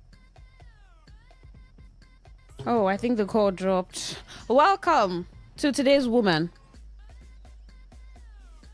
What's happening? Please, just keep the calls coming. I know that you truly want to, air your thoughts. Welcome to Today's Woman. Hello? Yes, welcome. Yeah, they cut me off MTN at their wala. So all right, what I'm saying you've made your point. Yeah, I'd like to take other calls. I'm not done. Let me summarize. 30 saying, seconds, please. It's okay. What I'm saying now is that there's an organogram for home, for office, for everywhere, and that's how it should flow. But what we are seeing today is an upturn of everything. Both men and women are suffering it, but what is, if a man pay for a woman's head and you pay all those things, you can never be equal to him. All these guys are coming from feminist angle, which will continue to be, let everybody, in fact, it's becoming, I am in the academics, most of my young students will tell me that marriage is scam. And I'm saying, why? They will tell you reasons. The guys will say it's scam. So I fear for the future of this generation. Welcome to Today's Woman. Yeah, this is David from Port Harcourt. Welcome, David. Yeah. When I saw that story, and then I saw the comments of, women and even young girls, I was just amazed because as a female, I want to be neutral, you understand? As a female, if you say your husband, for instance, someone that's married, your husband cheats on you and you want to cheat on him back, I think you're the one losing. Because first of all, the female body is not the same with the male body. So you're not doing anybody but yourself. And that is how you keep going round and round. So you think a guy that sleeps with you when he knows you're married will take you serious? He can't. And the next man won't too, because there's a spiritual thing about this. So who are you doing at the long run? It's yourself. All right. Because the female body is different from the male body. So I just pity those women and those girls saying this. All right then. Welcome to Today's Woman. Yeah, this is Mr. Zion. Good evening. Yeah, kindly speak up, Mrs. Zion. Thank you very much. Before now, I've ever stand and promulgate this. And the ones who care to listen are practicing it, and some of them are telling me thank you. As a man, don't pay the bride price of a woman that is not a virgin. You will regret it. You will regret it. Because this is the biblical injunction given. Forget this boyfriend and girlfriend dating we are practicing today. That even the church is benefiting from the criminal arrangement and nobody is saying anything. Now look at what they are promoting now. A woman can cheat. She can't be remorse. All right. No, don't say it's all right. I still have my time now. It's not 2 minutes, up to 2 minutes. It's already 1 minute 6 seconds. Whenever we are speaking the truth like this, it's very bitter to swallow. But we must say it out. Not for us, but for posterity to judge us. You're not speaking to me. I'm just giving you time so that other people can call. So you trying to move me out is like a ploy to my opinion, an infringement to my choice. As a woman, I beg you, do not cheat. if you are a virgin, please remain a virgin until you get married. All right. That was a punchy point. Welcome to Today FM. Yeah, hello. This is Arya from Port Harcourt. All right, welcome. Yeah, first of all, I would say, as a married man, if you have a problem with your wife, don't keep malice. Just let her know. Let her know your grievances. You understand? If you guys can come to a solution, best. If you can't, then you know what to do. And secondly, as a woman, the worst thing you can do is cheating on your husband.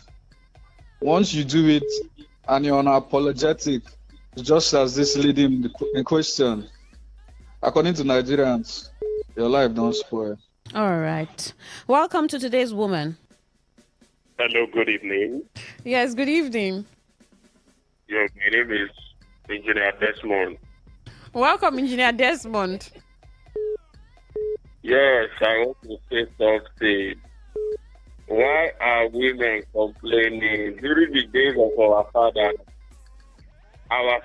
they have up to 6 wives. And now, women are having the mind to cheat. That is absolutely wrong. It's absolutely wrong. Why would women cheat? The days of our fathers, they had 8 wives and they were living peacefully. None of them cheated. So why will the women now cheat? I do not support what that Frank Idowo's wife did. I totally condemn it in all ramifications. All right. Thank you very much. All right. Thank you for your thought. Welcome, Engineer. Welcome to Today's Woman. Hello. Yes, sorry. Yes, welcome. Good evening. Good evening. I like that the woman called. Yes, I'm a woman. Yes. And I am Kate, calling from Cuba. Welcome, Kate. Thank you. Actually, biblically, it's not good for a woman to cheat. But there is one of your friend that is the Bible quoted, the quote is not correct. The correct one is husband and wife will be divorced only if you commit adultery.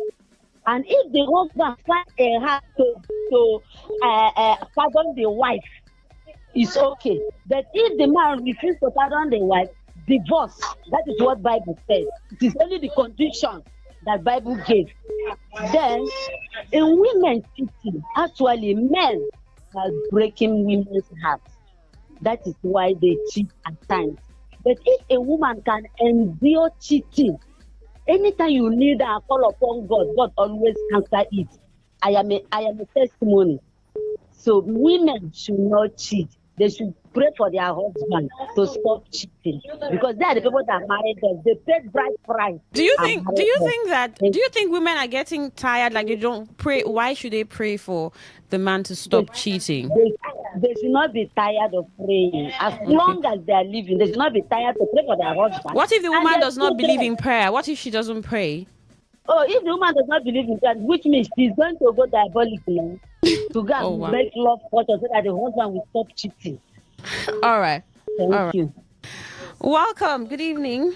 It's Today's Woman on Today95.1 FM. Hello, good evening. Yes, good evening. My only advice there is, please, men, plan yourself. Get married to plenty women. That is the solution for cheating. If you marry one woman, it's bound to be cheated. But if you marry plenty, there's nothing like cheating. Welcome to Today's Woman. Billion. All right, and Billion. For me, like I always said it, it's only a foolish woman that will cheat because my husband is cheating. Doesn't make any sense to me.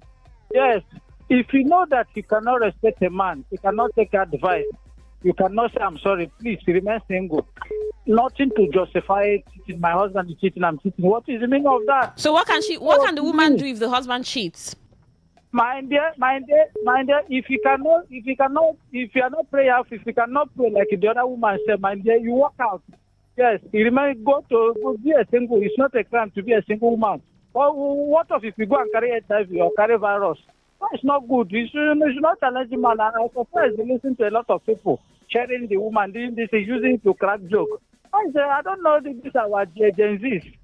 That's why it's not good to marry a girl that is at least 25 years. The one he can able to control and nurture. Also, the way our guest is going this time around is quite unfortunate. I'm not happy about it. All right. Making me of it. All right. Welcome to today's woman. Good evening, the guests in the studio. Good evening. My name is Oscar Gladwell, calling from Buguma City, outside all the Welcome. A man shit, even the woman is shitting too. If the man happens to shit maybe 5 times, then the woman shit 5 times or 7 times. Do you know that the man don't have name? It's only the woman. What name would they call her? You know that they will call her name. But something they will call the man, it's not going to affect the man. I'm not of the opinion that man should cheat. If a woman happens to, because her husband cheated, she wants to cheat, then don't you know that it is the worst thing for a woman. So down to her mother's house, they will call the names and it's a cause to the woman. So the woman, they should know that they have cause. If it happens to be that, properly they call them. If it happens to cheat, so it's not good for them. And I advise every man, don't cheat on your wife. Even women too, don't do that. All right. Welcome to today's woman. Good evening. Yes, good evening. Welcome.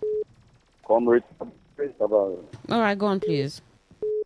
For me, I think I commend all the cheating ladies. But then, I think it will be wise and heavenly to pack your luggage before you embark on journey. Because if you don't, it's sending you out. It will be something else. So as my wife, and you said you want to cheat on me, you know the matter. All right. Welcome to today's woman. Yeah. Greetings to all of you in the studio. Yes, greeting. Yeah, Reginald calling from Protection. Welcome, Reginald. Yeah. Let me start this way.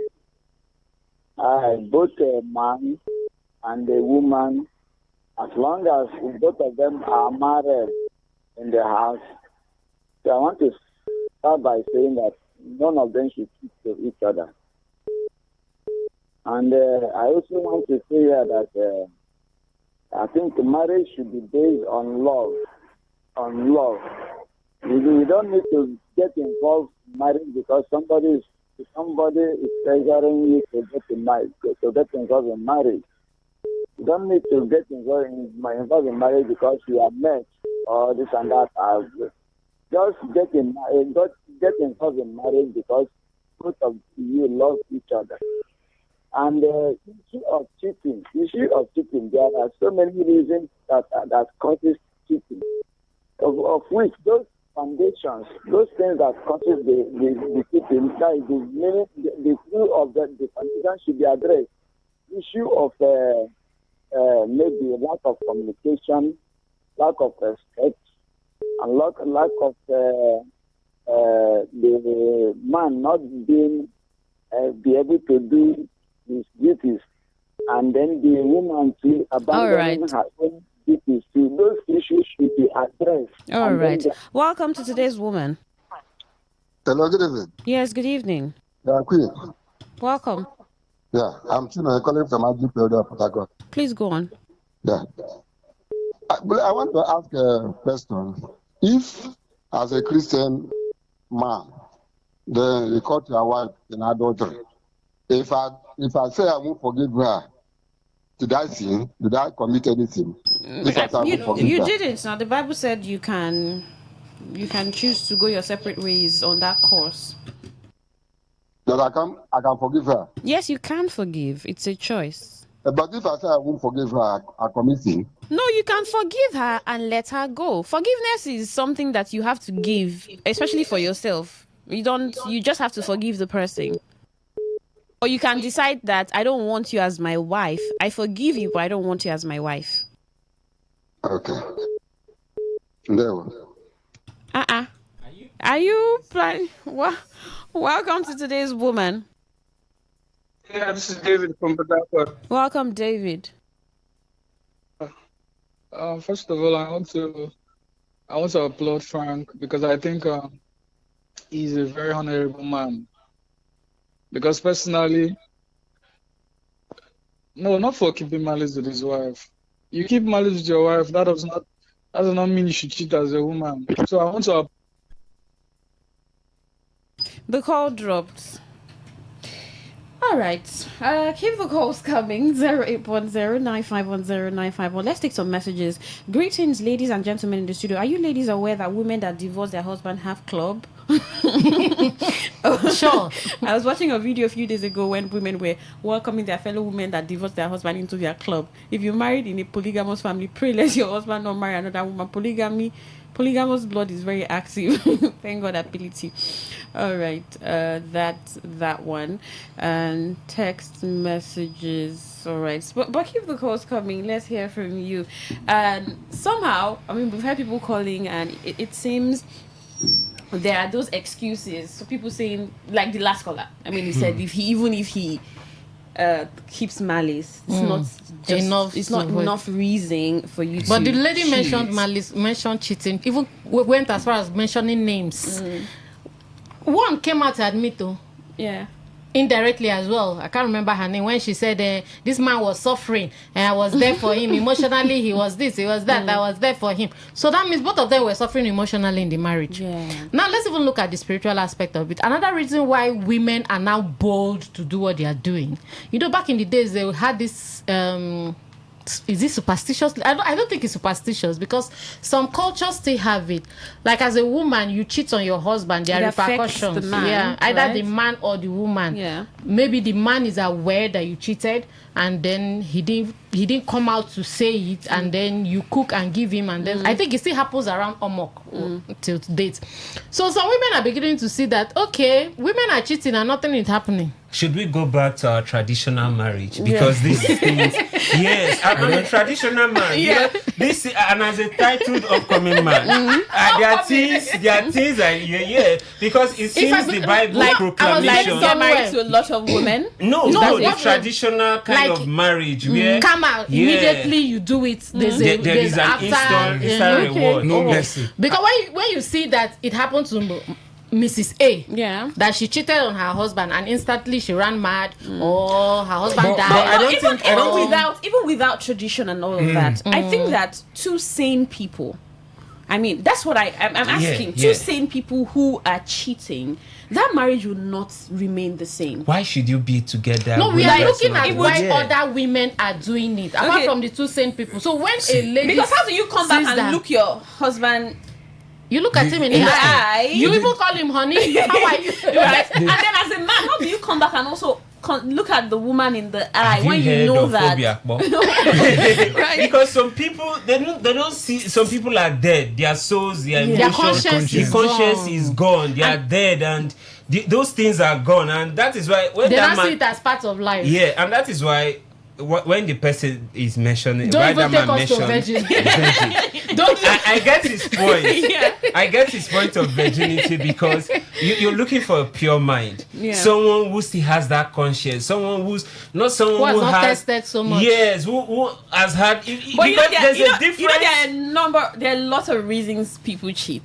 The woman who's still intact, who the man deflowers, who's the man is at first, can grow into a point where her man becomes the man does not satisfy her sexually enough. The man can emotionally, or the man gets cold, emotionally punish her, and then she can decide to find solace somewhere else. But she was being married. A virgin the virgin part is.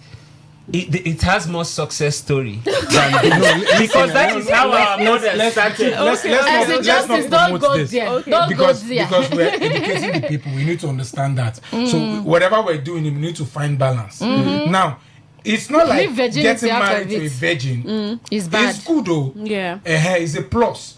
But this whole stuff of... I mean, maybe that should be the ideal situation, that both men and women should wait and that's the original plan. That's the original plan. Yeah, together. That is the original plan, and it should be that way. It should be that way. Yeah. But now that men and women have been disflowered, what will I will wait for the beautiful ones that you can never tell. You can never tell, because if you check our parents, when those things were involved, we had more success rate. You're able to married more. You're able to command so you disflowered with your first wife, and you still married other women. If as a woman you permit your husband to marry another woman, if you accept your husband to marry another woman, then you should be okay with him doing that, because if he wants to marry another woman and you're not cool with it, you can also use it as a grant to leave. But when you have these persons that I've had a lot of experience, that conscience, you know why I brought this virgin part, not like but when you mentioned the part that because there's no conscience, you look dead, you look at your partner in the eye and babe, I love you, and you just finished stabbing this person at the back. Now this is because of the several experiences you've had, and when it gets to hard on, you say I'm tired. Because you're just coming back from somewhere. Those experiences is affecting your home. Is affecting your marriage, and you do not see those things as anything because you've had a lot of experience and this one, and it's down to sexual satisfaction. You they end up marrying someone that even during the sexual satisfaction, they don't feel complete. They remember memories backwards and all that. Now, so it comes into reality. Sorry, let me cut you a little bit. Now, this has nothing to do with a woman being a virgin. You can't rule it out. Because you can't rule it out. If you check, is it just the woman, but the man? Yeah, you can't rule it out. This is from experience. This is this. My church will practice. If you're coming today to say you want to get married, you have to read fail again, so that people will not see that I am the problem. Fail again, so that people will not see that I am the problem. He didn't put in 100%. He didn't. Let's take more calls, right? 08109510951. Welcome to Today's Woman. Hello, good evening. Yes, good evening. Are we still on Today's Woman? Of course. Yeah, I've been trying all this. Now, my name is Innocent. I'm calling from Port Harcourt. Now, before Christianity came, African are known for tradition. Are we together now? And some of us grew up in a remote village and communities where we see some men married to 3, 4, 2. We have seen a man married to 10 women as wife. But we have never seen a woman married to more than one man. Do you understand me? Yeah, we can hear you. Any woman that is going into marriage, you must know that you must submit to the man, like the Bible said. Wife, submit to your husband. Husband, love your wife. Now, Christianity came and some men have vowed that they want to stay with one woman. Do you understand me? But before now, it was not like that. So any woman that is not ready, no matter how much you have in your account, no matter the billion, the office you occupy, you must know that you must submit to your husband. All right. Welcome to Today's Woman. Regina, I call back. Sorry, there are issues that I wanted to make. Regina, let's take other calls and we'll come back to the issues you want to handle. Welcome to Today's Woman. Yeah, this is Prince from Port Harcourt. Welcome, Prince. Yeah, so I just want to go straight to the point, because when I heard this news, I was so vexed. Like, what kind of a wife is that? Because your husband is keeping malice with you. Is that what is the Nigerian constitution, or did she read it from the Bible? That when your husband keeps malice with you, you're going to cheat on him. But she mentioned other things, that he was cheating, he was not emotionally available, and number of other things. When I knew she was a very irresponsible woman was when this news came out. She didn't even come to talk about her cheating. She was just saying other things. Like, she said everything apart from explaining what she did. You cheated. You came out to public and you're talking about your husband not paying school fees. Your husband. What about what you did? Is there no shame? And that's why I said Frank is a very honorable man. All right. Welcome to Today's Woman. Hello? Yes, we can hear you. Welcome to Today's Woman. My sister, Today's Woman, good evening. Hello? Welcome. Good evening. We can hear you. Go on, please. Yes, I can hear you. Based on what people are trying on Today's Woman, see, in the issue of marriage, there's no any other place biblically that a woman can divorce the husband. It is left for the husband. If a woman cheats and the man finds out that the woman has cheated on him, it's left to the woman to have consideration, either to consideration to allow the woman to be with her or to divorce her. All right. That is what the Bible says. And there's never a place in the Bible, I need to be corrected anyway, where the Bible says if a woman finds a woman cheating, that the woman has to divorce a man. I've never seen that. I need to be corrected. So that is the truth about it. So it is left to no matter any other thing a woman can commit to the husband. It's left for that woman, that man to be considerate, or that woman to be considerate. But in that infidelity, it's only the man that has the consideration. Welcome to Today's Woman. Hello, good evening. Good evening. Welcome. Thank you. The great colleagues. Good evening. Welcome. Thank you. Namomi Treasure. They go. Welcome, They come from Obiapo. Go on, please.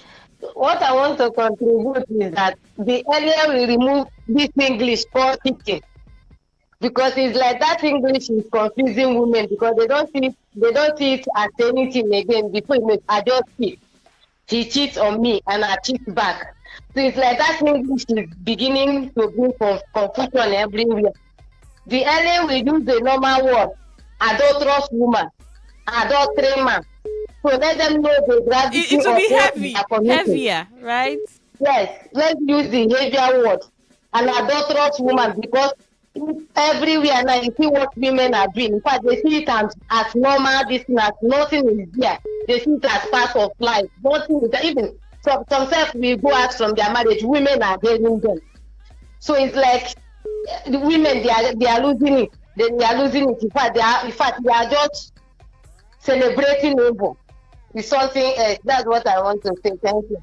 All right. Thank you for your thoughts. Welcome. Okay, I took the call. Welcome to Today's Woman. Yeah, hello. This is Izzy from Port Harcourt. Welcome, Izzy. Yeah.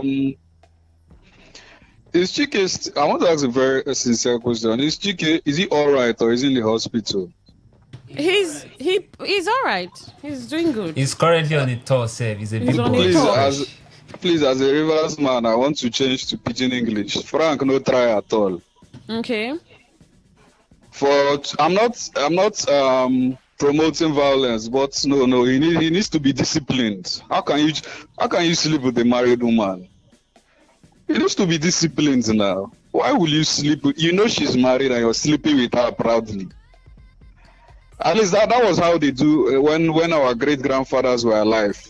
If you cheat with their wives, you will be disciplined as a man, as the cheater. But I want to advise women, please be wise. I go on social media, I see a lot of nonsense. You see people celebrating him, saying if you keep marriage with me, I will GK you, I will do that. And most of them are divorcees. Most of them are single women. Most of them are ladies that be frustrated. And you say a responsible girl will start following the advice. A man will cheat on you, you say you want to cheat on him. Are you not doing yourself? Is your body and a man's body, are they the same thing? All right. Welcome to Today's Woman. Hello? We can hear you. Welcome to Today's Woman. Yes, Chiwendo from Apache. Welcome, Chiwendo. I want to put more for this matter now. I discovered that even we were the men, we dey do something where no good. How can a man leave his wife, go stay with another woman, whether single or married woman? It's not good. All those things affect us for our lifestyle, our business, our relationship with God.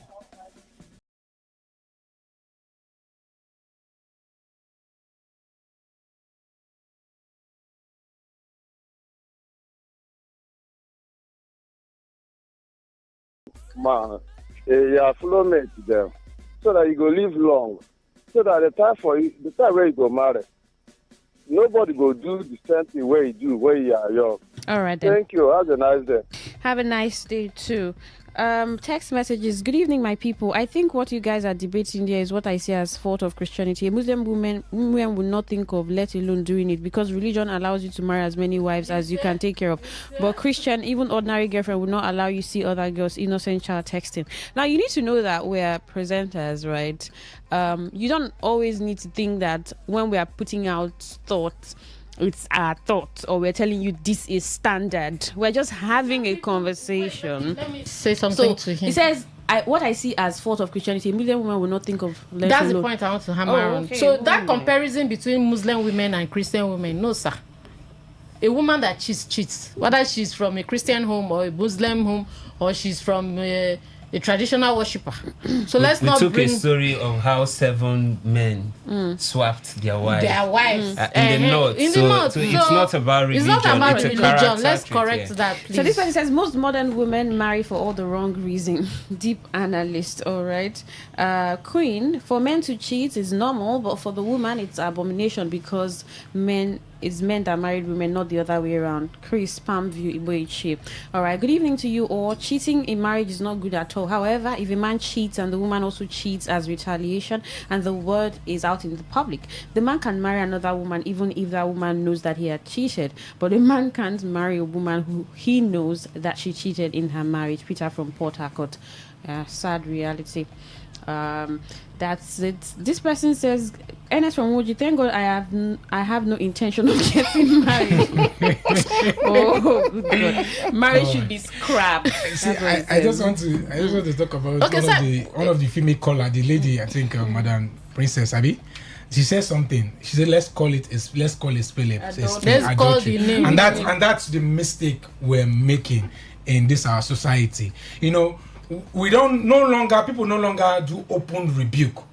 In those days growing up, I was telling you something, Queen, last week when we were going home. In those days growing up, as a young boy, an adult to see you with a girl, maybe somewhere, you know, whether the person is your mom or your parent, they will immediately rebuke you. If you need flogging, if it's a state whereby you need flogging, they will come and flog you.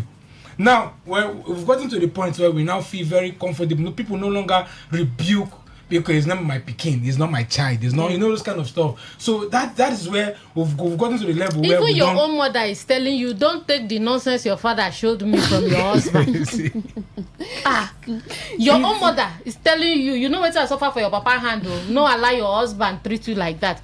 So society have changed. So many things. Moral bankruptcy. You see mothers know of their daughter staying with a young man when they is not even married, and they are good with it. They even collect gifts from the young man and say, "Come, buy suya for me when you they know." Come and it's become you know, the major source of these issues are survival mood. People are in it because they want to survive.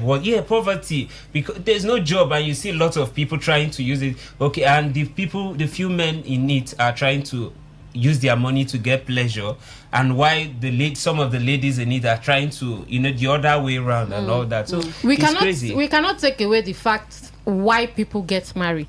Like this lady now, you know, when she got married to Frank was everywhere. Was the big boy, celebrity. So she must have told her friends, I'm getting married to the almighty Frank. Maybe the love wasn't even there. She just wanted that status. So the reason why people and now get they don't married, post it for status. After 24 hours, you don't disappear. You know, so the reason why people get married is very important. Very, very important. So we'll take this commercial, come back and take your concluding thoughts. And also, this person says we have legalized corruption now. It's infidelity. Okay. Try Nigeria, NS from Woji. So take a commercial. Still today's woman on Today 95.1fm. Do stay with us.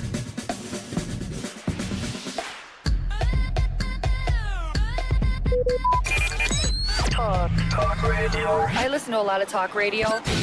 95.1 FM. True strength. What defines it? The brilliance of a player, or when a team comes together to win. A solo beat, or the rhythm of many.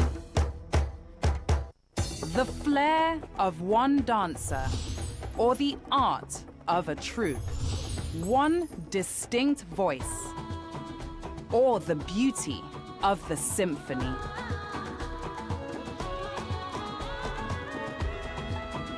At FCMB Group, we build ecosystems, empower communities, and create the future. Because we believe it's not just one, but the power of the group that delivers the future we all desire. FCMB, the power of the group.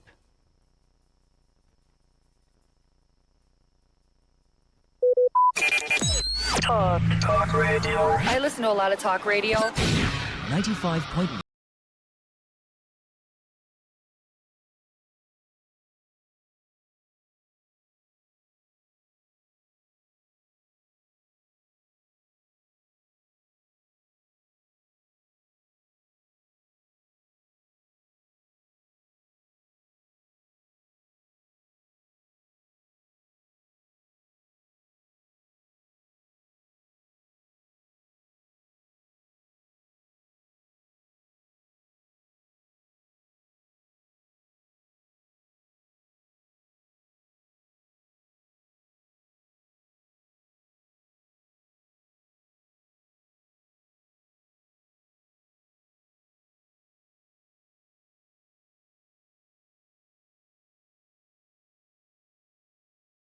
For 1FM, voice of the people. All right, it's been quite some thoughts here, your thoughts, and conversations we have been having in the studio and behind the scene. It's been very hot behind the scene. I just dodged 2 punches now. Right, we've asked the question has been, has society become more accepting of female infidelity, or are women simply refusing to stay silent about unhappy relationships? And that has channeled the conversation. I mean, a lot of thoughts from people. This is a text message where the person says, "Good evening," or "Please, Queen, mind the way you cut some people's score." Thank you, Jane Chukuma. All right, Jane, thank you. I get that, but just also let's try, and once you get to the punch word, it's normal for you to want to continue talking, but you just know that, oh, I've hit the point and go, because there are a lot of and people there's a queue behind who want you. To call and when in. you talk too long, you end up repeating the same word, the same that thing, you yeah. said, right? So sometimes I'm saying all right, but you're still there, and I just have to let you go. So it's not any No, don't worry, Queen. Thank you for It's not listening, gonna Jane. tell you At least she's listening. Yeah, she's one of you those. too. You know, we have people that choose just to listen. Yeah, they don't call. They just want to listen and be laughing. Yeah. Like I've heard people go, I know they call, but I go they laugh. I said, that's the aim, to make you laugh. It's just so that we have other people contribute to on the show. I mean, we've had a lot of people give their it's been enough bad goals for one day. Should we take this call and then come back to get your thoughts? Welcome to Today's Woman. Hello, you are speaking. Sorry? Mr. Sunday on the... All right, go on, please. Yes, guys are discussing the relationship is going on. But mine, I want to give my typical example of what we waited It's difficult getting your thoughts, right? Maybe you can call again. Mary Queen. Okay, so for me, never ever is cheating a good thing. It's not. It has the psychological effects, emotional effects, whether retaliating or out of love or out of emotions or out of vulnerability, whatever it is that made you cheat is a no-go area, is a red flag. But both partners need to put in the work. It takes two to tango. When right hand wash left hand, let one person don't make the other person feel too abandoned, left alone. It gives room for anything to happen. So close every loophole. Do your best. Not that okay, you've done your best. So that when one person cheats, you have every reason to stand your ground and say, but I've been a best partner I can be. Yeah. Why did you choose to cheat? Yeah. All right, so Mary Queen gotta go home. Thank you guys for listening. Bye. MCTD. Okay, first off, I would like to say sorry. No man is an island when it comes to knowledge. Oh yeah, that's a good one. For the mommy that actually corrected me, I want to say very big thank you. Thank you very much. And also I want to say, as you're hearing my voice, marriage, family is a very beautiful thing. And if you're privileged, because it's a privilege to see someone, and it's a privilege to be part of a family. So if you're privileged to be part of a family and you're privileged to be building one, please, with all your strength, with all your mind, guide it and stay. Let nothing. No excuse. You don't have any excuse whatsoever to divorce or to cheat on your spouse. All right. Thank you very much. You don't have any excuse. So divorce is domestic violence. Yeah, okay. They already know already. There's an exception, all right. You know. MC Justice. Okay, it's simple. I just hope that we can get back the virtues of marriage, because marriage is actually losing its value with the speed we are going in this generation. And I also encourage people to, during this stage to pay attention. Do not lower your standard in while dating, even in marriage and all that. Just try and be observant. The truth is, if you cheat in relationship, you also cheat in marriage. There's every tendency that you will cheat in marriage, and we should just watch out for that. If you cannot be with someone, there is no point trying to force it. Just allow peace to reign, please. And cheating is also a deal breaker for me. I don't know of others, because at the end of the day, you see the person going back, and even where you try to forget, the memories keep coming back. So marriage has been from the time past, has been a very holy matrimony, a very holy bond. But as it stands now, it's losing its value. So I just hope lovers, I hope we can get back real lovers. Queen, let me also add, the spiritual aspect of it too is very important. Let's not rule the fact that the devil really is attacking marriages one way or the other. So partners should be prayerful. People are scared. If you pray together, you'll be able to. The fear is there, so that's why you need to be prayerful. You pray together, and you'll be able to conquer so many things. It's very important. So we'll wrap up with this. Right? Okay. The person said, cheating is cheating, whether it's from the man or woman. It's just not acceptable. Donald from Igorita. Thank you, Donald. Thank you for staying on today's Woman. So we'll play you Chike's Roju, and also play you Chike. Please, you will play us Frank and no one wants to be a millionaire. We need to balance it. I hate injustice.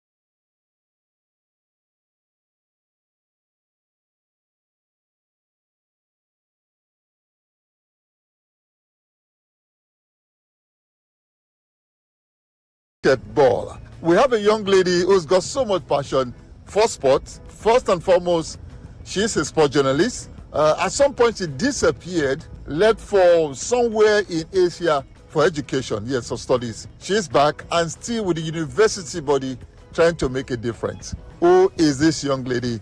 She will let us into her name, what she does right now, when we come back from this very short break. My name is Godwin A. Nakena. It is Global Sports Update.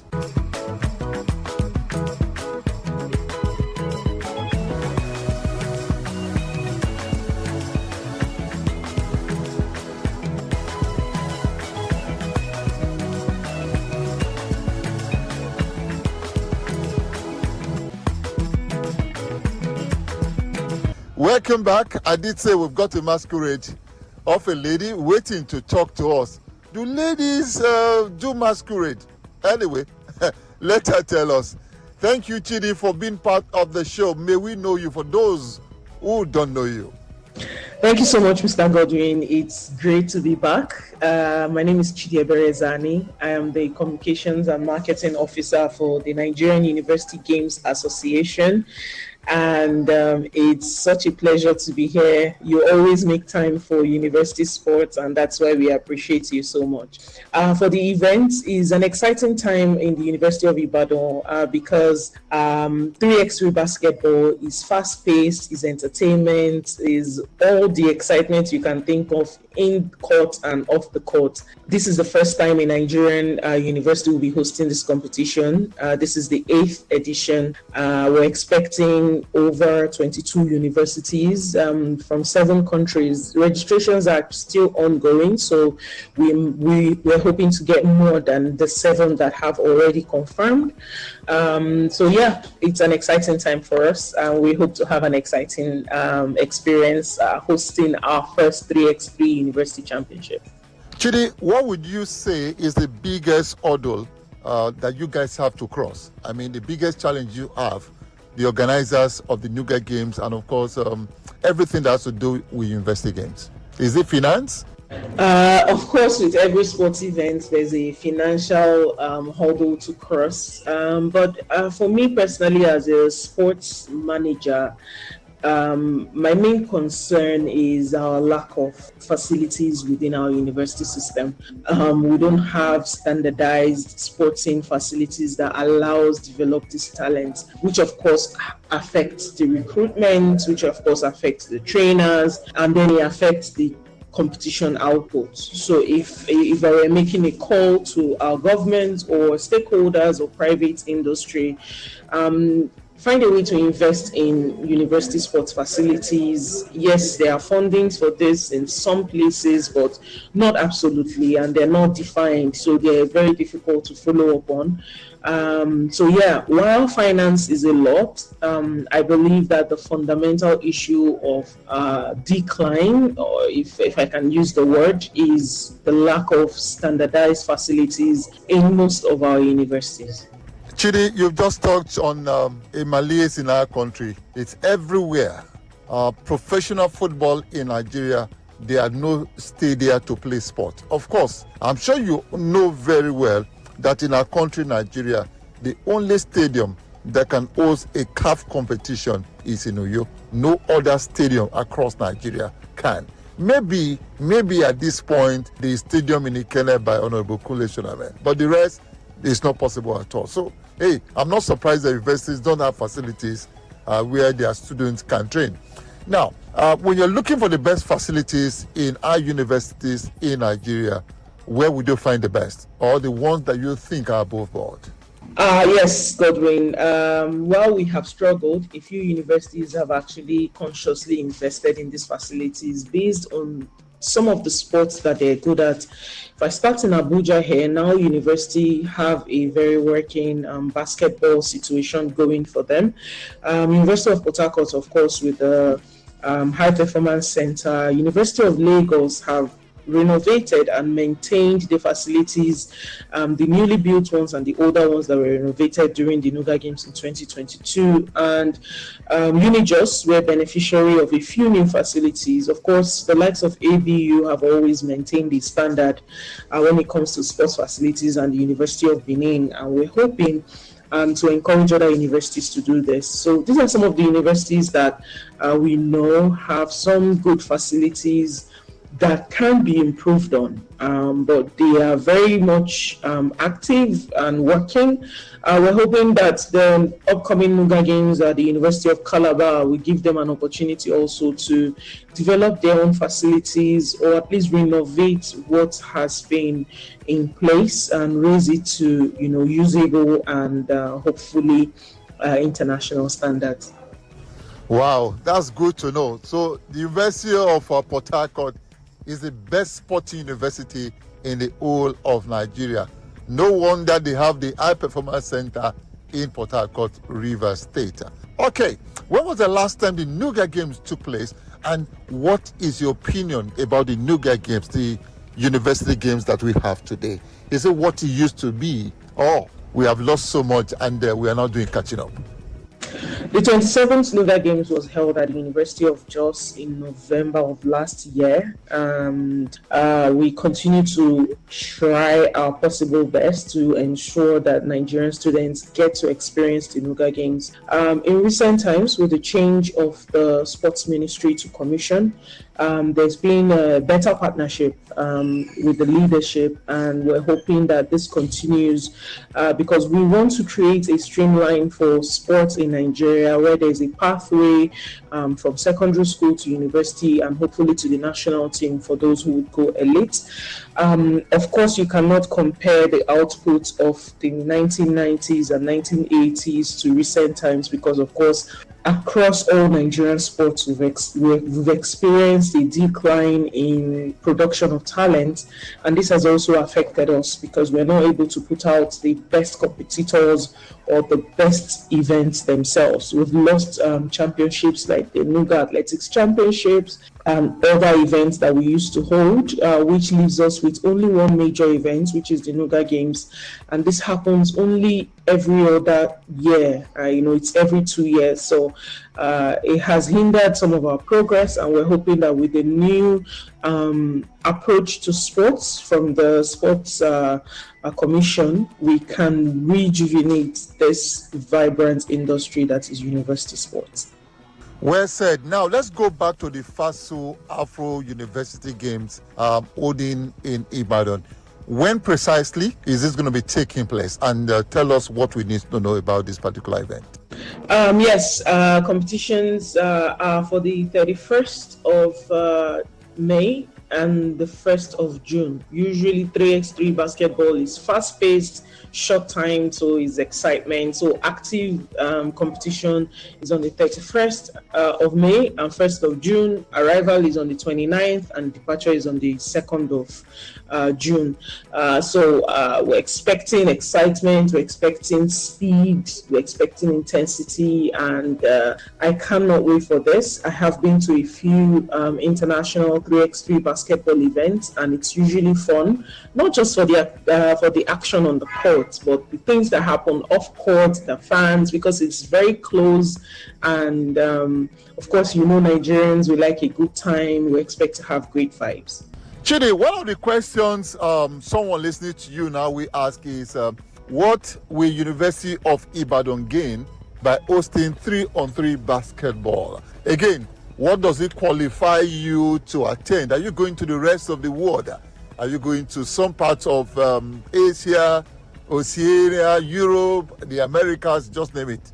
Yes, absolutely. There is a lot to gain. First of all, University of Ibadan has been going to this event for the past 3 editions, from South Africa to Kenya to Uganda. It's only right that they host. They've gone as far as the semifinals in some of these events. So hopefully they win, and the winners of this event gets to represent Africa at the global stage. Yes, the winners will represent Africa at the FISU 3x3 Basketball World Cup. Hopefully, we can get a Nigerian representative. We're expecting exciting games.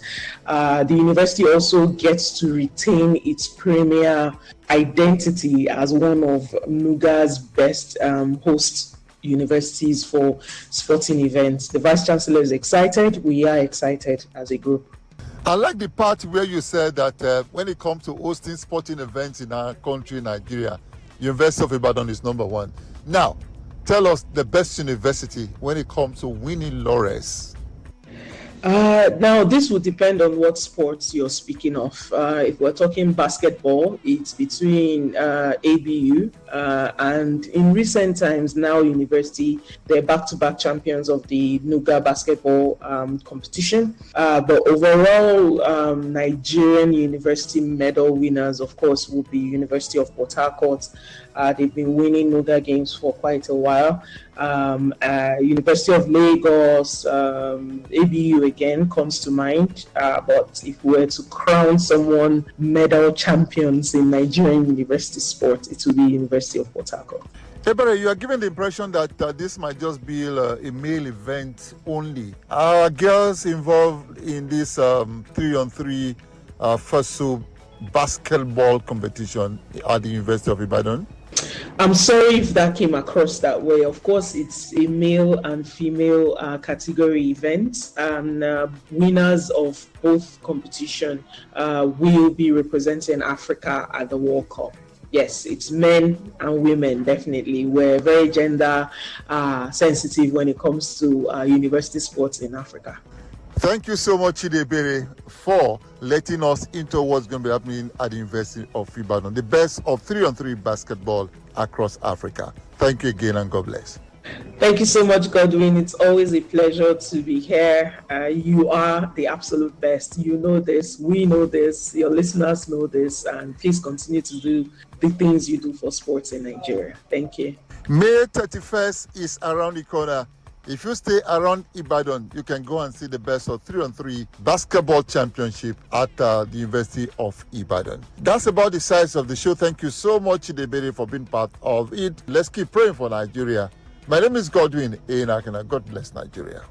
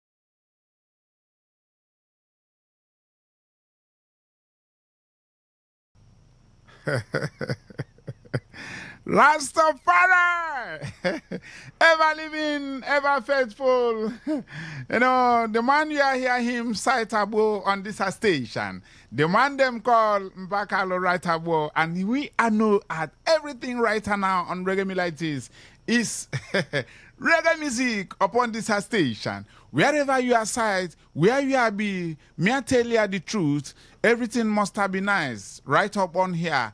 I and I must do things the way you are loving other things and skip and skank because sit back, everything I go nice. Before we say any of them thing, we say thanks and praises to Jah Almighty Aye, who are making it possible upon this station, who are making it feel possible on this reggae milites today. Everything must be good to feed them place. We must know Babylon wall I go fall today. This 1 year here is the man them call Mbakalo on this station. Me know me fans, wherever unu day. Listen, unu cool because I'm a step above them station. Babylon.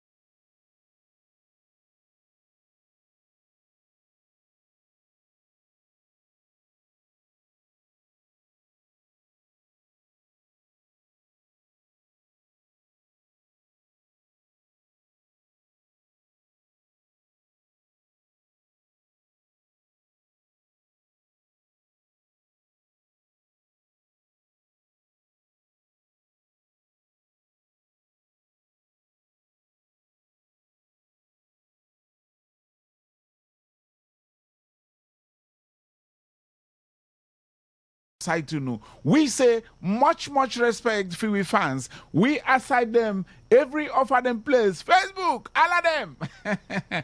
Everybody are there here. I say thank you for watching I upon them aerial man.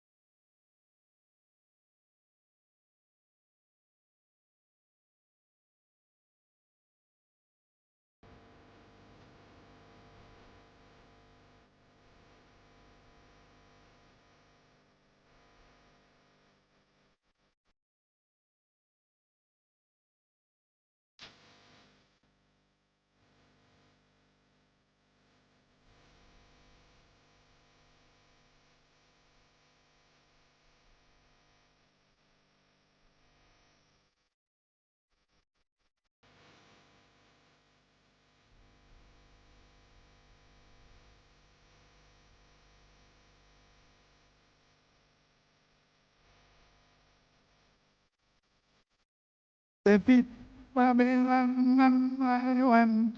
The beat, Babylon.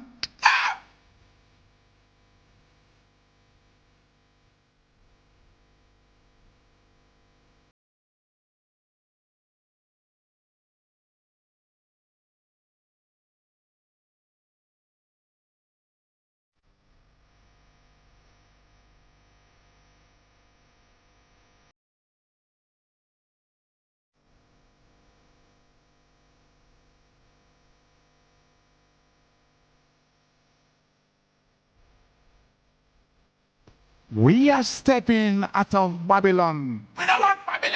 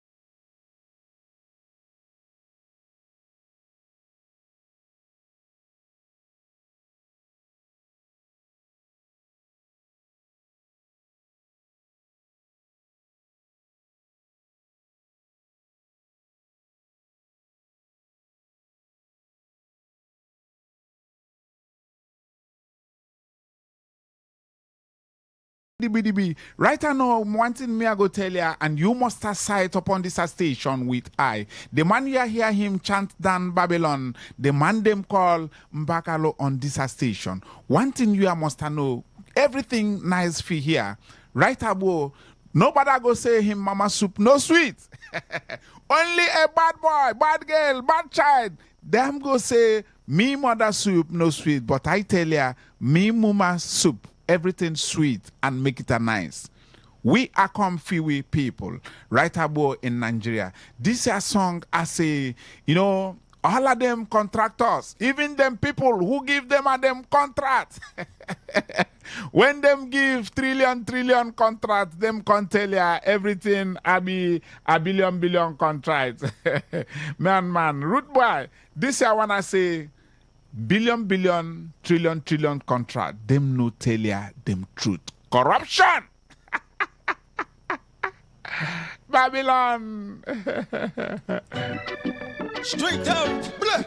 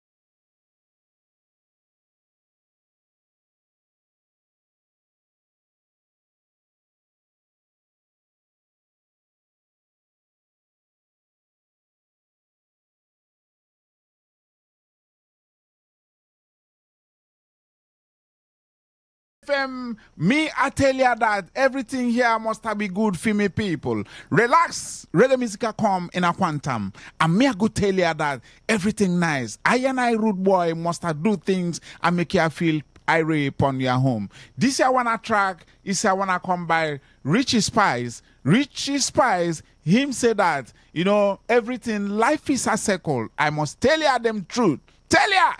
Life a circle. Be careful. Those you are treat when you are step up on them here.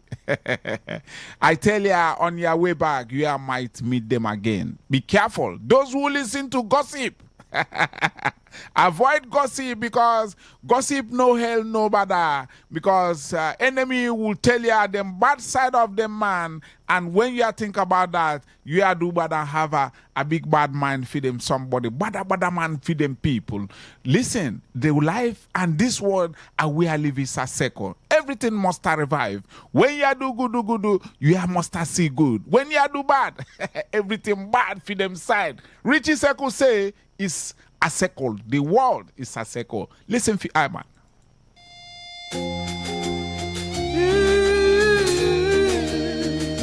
Oh, na na na na na.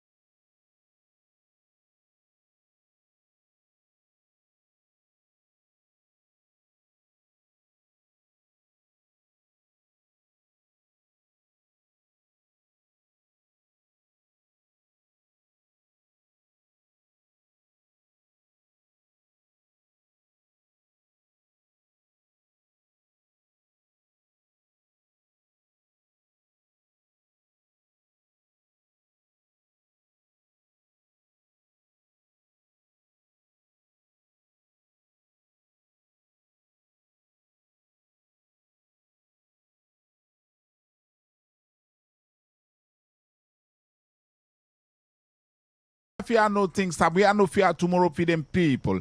Right I know, me cite me fans and me say special greetings to the man them call General West. All the way right above in Borokri Town, Port Harcourt. General West, we know you are love them station. Jago bless ya and bless feed them people. The man them call Ihuma Anderson Ihuma right there at Obogoro. Anderson, greetings few year upon from me station, and we say thank you and God bless ya for making this a program a place to be. The woman and the man, me pupa me muma, the man them call Mr. and Mrs. Professor Origi, all the way in Rumekni. Thank you, Muma and Pupa, for supporting this program. All of them time, you are site I feed them station. Me, I say a special one. All the students, we way secondary school, UB secondary school, we say greetings, thanks for me student. I and I, the ambassador for them school, say so much thanks for you do all a we site here for them place, man. The man them call Emma Amadi Choba. Thank you, Imam Amadi, for listening. And me, aside to now, Austin Obona, special thanks. The man them call Abraham People, the new All-Stars chairman Elekahia, Mark People, Shuski Monyanya, we say greatest thank you. Me must say to me fans, wherever on the side, the man 007, Ambassador Jokol, me are not forgetting the chairman of Obiakpo All-Stars, Alex Ihekweme, greetings for me station. The man, Coach Baba, thank you, me brethren. Me side to now, Chinedu Obasi, will offer them come. Chinedu Omukwe, blessings for you no people. His royal Majesty, the greatest deity, him say by the grace of God, him be the last done. The man them call Felix Amade Akami, one of Obogro. Me say special thanks. Right now, me say me fans on this station. Call this line and tell ya how you feel upon them program. Me just have a little time for them place, man. Call 081-0951-0951. If you feel irate on this station, make it a nice fee call I. Who they on me line? Bigo! Yeah, man. Barry them big. Yeah. Babylon. Now me they ma call Barry Diggy, I'm the radio governor. Yes, nah. Me I know you feel irate. Yes, I feel irate now. I they call you all the way from Abuja. All the way. Welcome, Ruth man. Jago bless you. Thank you. Special thanks. Special thanks. Yeah. Yeah, you know, fire can go, fire cool. Yeah, man. Welcome to the station. Yeah, thank you. It's been a long time I heard from Engineer Beke. Okay, me I know him be a very good friend. Special greetings for him. Thank you, Baridon. God bless you. Yeah, man. Who they on me line? Rastafari. Ever living, ever faithful for me brethren. My name is Beneza One of Africa. Welcome, Manjago site here, man. Babylon. Thank you, man. God bless you, man. Big up. Who they on me line? Welcome. This must be an in-house man. I salute you, my good brother. Thank you. Making me see Ire. Regina from Chibuchi. Oh, Regina, God bless you, my regular caller. Blessings, man. And me, I tell you, Regina, bless you. Thank you, me brother, man. God bless. Who they on me line? Rootman. Welcome to them station. This is David. Welcome, Mr. David. Where you are called from? Rumigo. Welcome, Rootman. Blessings. I'm enjoying your program. Thank you. God bless you, man. You are doing a good work. Thank you, Rootman. We must have feel irate. Thank you, man. Somebody I call I. Who they on me line? Yeah, my man, Mba Abukalo. Welcome, Rudman. Blessings. Yeah, Chigozie calling from a berry or mama. Chigozie, yeah, Jesse is getting old upon me hand. What I want? No, nothing. I'm with you. All right, Chigozie, welcome and Jago bless you, man. Thank you, man. Amen. Who they upon me line? Good boy. Welcome, Rastafari. Good boy. Good evening. Evening. Welcome. So, me I call from Rumosi. About where me circle. Oh, root guy. Welcome. Me a blessing Sanjago bless here, man. Thank you, man. Yes, sir. Who dey on me line? Right now, me fans them call and call. This I wanna come for them end of them program today. Right about the man you hear him sign off on the station, the man them call Mbakalo. And we say everything must be nice. Blessings and thank you for some other time we are go site here for them station.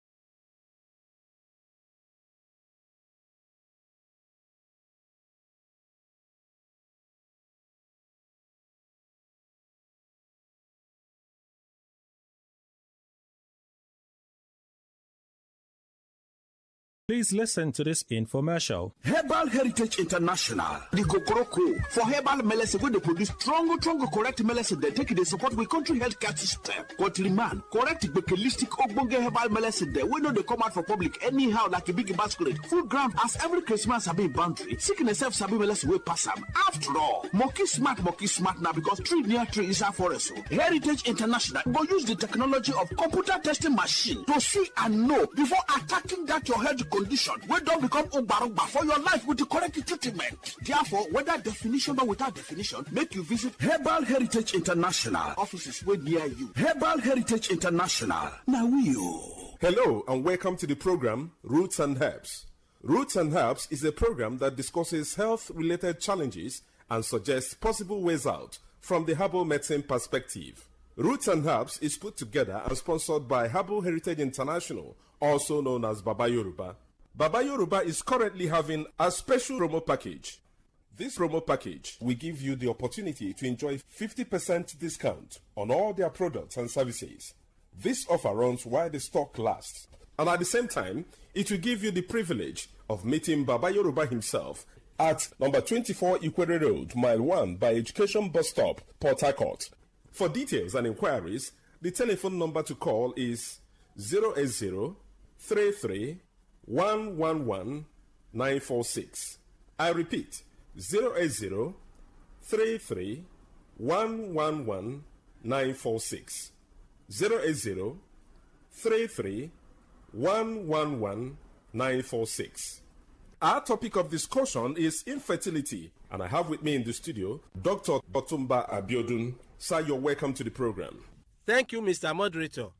Infertility is seen in couples whenever a man and a woman is able to stay together for at least 1 year, which is equal to 12 months, without being able to get pregnancy so that they can get fruit of the womb. It is of two types. We have primary infertility, and the second one is called secondary infertility. Primary infertility is seen when a man and a woman have stayed together for at least a year and they are unable to conceive. But in secondary infertility, a man and a woman have been able to have issues or to have even only one, but they intend to get more, which is not forthcoming. That is secondary infertility. So whenever there is infertility, it is very important for the two to join hands together and go for investigations. What makes a man the father of any child is the quality of the semen coming from the man. That a man is able to perform doesn't make him the father of any child. What is coming from a man is gotten from the testicles. In some men, the number of sperm cells can drop, a situation that we call oligospermia. In some, the cells may not even be there at all, a situation that is called azoospermia. Some men do experience a situation where what is coming from them is nothing but only water. All the qualities are not there. There are many factors that can make a man to come under these conditions, part of which is drug abuse. There are some medications that some men do take that are spermicidal, that is, they are killers of the cells that makes a man the father of any child. Not only this, it is possible when a man is exposed to very high temperature, particularly the private part, for the cells to die or get weakened. And that is why the nature in his mercies did not put the testicles inside our abdomen, because the process of spermatogenesis does not require very high temperature. That is why they are kept in the sac under there, so that the temperature can be a mild one. Not only this, infections that men have suffered from, whether in the past or in the recent, can also destroy all the cells. Even some before their puberty, if they suffer from mumps infection, a viral infection, it can destroy all the tissues that are supposed to produce the cells. Some do suffer from sexually transmitted infections that have been able to get deep into the testicles and destroy all the cells. At times, hormonal imbalance can also affect the quality of semen a man produces. All this can make the man to be the cause of infertility in his family. In women, it is possible for challenges to also result from infection. Infections that are poorly treated in women can make a woman to suffer from serious lower abdominal pains, which can spread upward and tend to block the fallopian tube. In some women, drug abuse can be the challenge. Some women, without even having any issue, they take to lifestyle of taking contraceptives, pills, or injections that they use to prevent pregnancy without having any issue. And this can cause hormonal imbalance and disrupt all their fertility profile to the extent that when the time comes that they have the desire for this, they may not be able to get it. Not only this, some have done repeated abortions that perforate the uterus, or the uterus has been destroyed, all the layers are not complete again. Under that condition, when a woman conceives, in less than 8 weeks, it will drop. Some have fibroids, a mass growing inside the lumen of the uterus that is not giving enough space for pregnancy to grow to maturity. And that's why we say, under this condition, we have to first agree on how to get out of the challenge. And how do one get out of challenge? It is by visiting a competent healthcare giver who will be able to do investigations and know what the root cause of the problem is. It may be from man, it may be from the woman of the house, and at times it can be from both of them. But once the root cause of the challenge is determined, the way out will not be far-fetched. Anytime there is infertility in families, we do advise that mutual understanding is very important. For more enlightenment and advice, the number you can call is 080-33-111-946. 080-33-111-946. I repeat, 080-33-111-946. Thank you. All right. You've been listening to the program Roots and Herbs. Roots and Herbs is a program that discusses health-related challenges and suggests possible ways out from the herbal medicine perspective. Roots and Herbs is put together and sponsored by Herbal Heritage International, also known as Baba Yoruba. Baba Yoruba is currently having a special promo package. This promo package will give you the opportunity to enjoy 50% discount on all their products and services. This offer runs while the stock lasts. And at the same time, it will give you the privilege of meeting Baba Yoruba himself at number 24 Ikwere Road, Mile 1 by Education Bus Stop, Port Harcourt. For details and inquiries, the telephone number to call is 080-33-111-946. I repeat, 080-33-111-946. 080-33-111-946. Let's take our sponsor's message. Don't go away. We shall be right back. Herbal Heritage International, the Gokoroko, for herbal medicine where they produce strong, correct medicine. They take it, they support with country health care system. Country man, correct bakelistic ogbonge herbal medicine. They we know they come out for public anyhow like a big basket. Full ground as every Christmas have been boundary. Sickness self sabi medicine will pass them. After all, monkey smart now because tree near tree is a forest. Heritage International go use the technology of computer testing machine to see and know before attacking that your health condition. We don't become umbarumba for your life with the correct treatment. Therefore, whether definition or without definition, make you visit Herbal Heritage International. Offices way near you. Herbal Heritage International.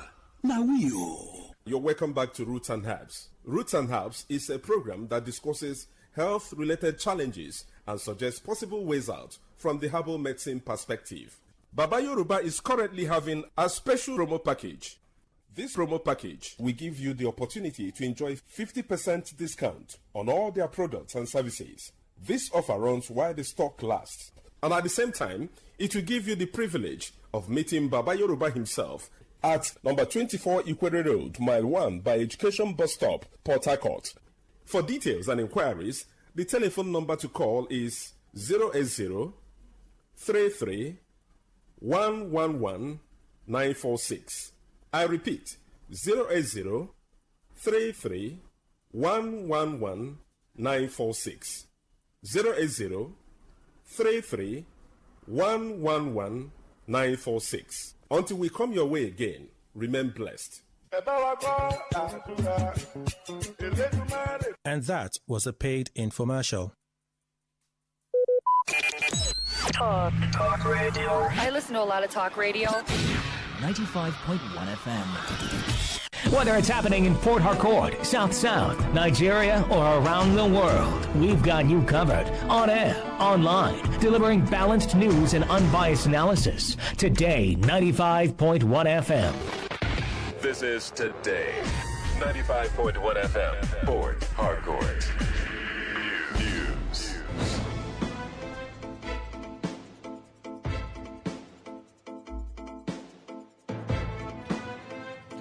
Good evening. This is the World News on your premium talk radio, Today 95.1 FM Port Harcourt. I'm Queen Chima. The headlines. APC North Central Forum alleges monetization of House of Reps primaries. Nigeria's inflation rises slightly to over 15% in April. JAMB begins 2026 UTME change of institution and course process. The foreign scene. Ghana ends IMF bailout program after economic recovery. Now the detail.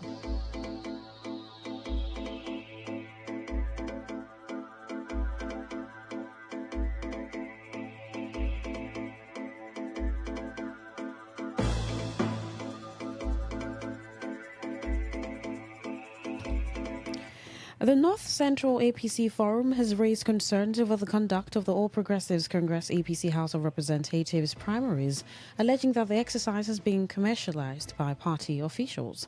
The forum said the situation has created tension ahead of the exercise, which was rescheduled from Friday to Saturday, May 16, 2026, as announced by the party's National Publicity Secretary, Felix Morka. In a statement by its chairman, Sally Zizaga, the group alleged that some national officers were collecting money from aspirants in exchange for party tickets, warning that such practices could undermine internal democracy and destabilize the party ahead of the 2026 general elections. The forum also expressed concern over the delay in releasing the list of cleared aspirants, while urging President Bola Tinubu's call for peaceful and transparent primaries to be upheld by party officials. It further warned that dissatisfaction among members in several states could threaten party unity if the process is not properly managed. A latest consumer price index CPI report released by the National Bureau of Statistics (NBS) shows that Nigeria's inflation rate rose marginally to 15.69% in April 2026 from 15.38% recorded in March. The 0.31 percentage point increase reflects a continued rise in the general price level of goods and services across the country, although the pace of inflation showed signs of moderation compared to the previous month. The MBS reported that month-on-month headline inflation slowed significantly to 2.13% in April from 4.18% in March, indicating a gradual easing in inflationary pressure.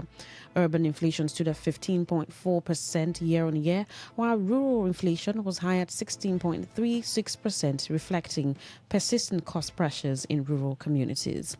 The Bureau also noted that the 12-month average headline inflation rate eased slightly to 19.16% compared to 19.33% in the corresponding period of 2025. The Joint Admissions and Matriculation Board, JAMB, has announced the commencement of the 2026 Unified Tertiary Matriculation Examination, UTME, change of institution and course process for candidates. In a statement by spokesperson Fabian Benjamin, JAMB said candidates seeking to modify their preferred institutions or programs can now do so by visiting any of its accredited computer-based test CBT centers nationwide. The board advised applicants to complete all changes only through approved centers to ensure proper processing. JAMB also announced that printing of the original 2026 UTME results slips will begin on Monday, May 18, 2026. It directed candidates to visit accredited CBT centers for the printing of result slips and other related services. The development follows the earlier release of UTME results, which were initially accessible only via SMS. The All Progressives Congress, APC, has released its final list of cleared and disqualified aspirants for the House of Representatives primary elections ahead of the 2027 general elections in Rivers State. According to a statement by the party's publicity secretary in the state, Chubuike Ikinga, the cleared aspirants will participate in the primaries scheduled to hold tomorrow. Among those cleared are Martin Ameoli, Felix Uche Nweke, Hart, Vero Godwin, Tekena Thengod Ibaki, and others, many of whom are described as allies of the Minister of the Federal Capital Territory. Meanwhile, several aspirants reportedly linked to Governor Siminala Ifubara, including John Azubike Oba, Anderson Alison, Ibiki, Awaji, Imombek, Abirete, and Boma Goodhead, were disqualified from the exercise. The alleged disqualification of several aspirants reportedly loyal to the Rivers State Governor, Siminala Ifubara, by the All Progressives Congress APC Screening Committee has continued to generate reactions across the state. Some residents of Port Harcourt who spoke to Today FM's Odinakachi Celestin described the outcome of the screening exercise as politically influenced. According to them, the development may be linked to the lingering political feud between Governor Fubara and the Minister of the Federal Capital Territory, Yesum Wike.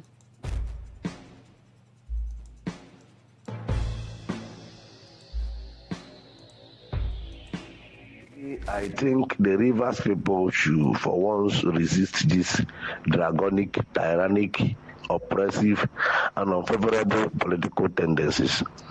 Because assuming without conceding that the political structure of Rivers State tilts or goes into the hands of Yesowike fully, Rivers State at least will be dragged 20 years backward, because it will turn to a system wherein the allocation comes, Wike takes maybe 40%, the governor pays salary and settles his aid and goes on with the rest. If city minister do, you know they right, because you cannot tell me say you go just come and scream people when governor is not aware of it. You know, if na me they no go fit happen, I go cancel am. We can hand it because anything where we say na him the pioneer when come out, I believe say the backup no be here and people say they come out body. Because he stand down, there is no how commander-in-chief is not around, another person just from somewhere begin to manipulate.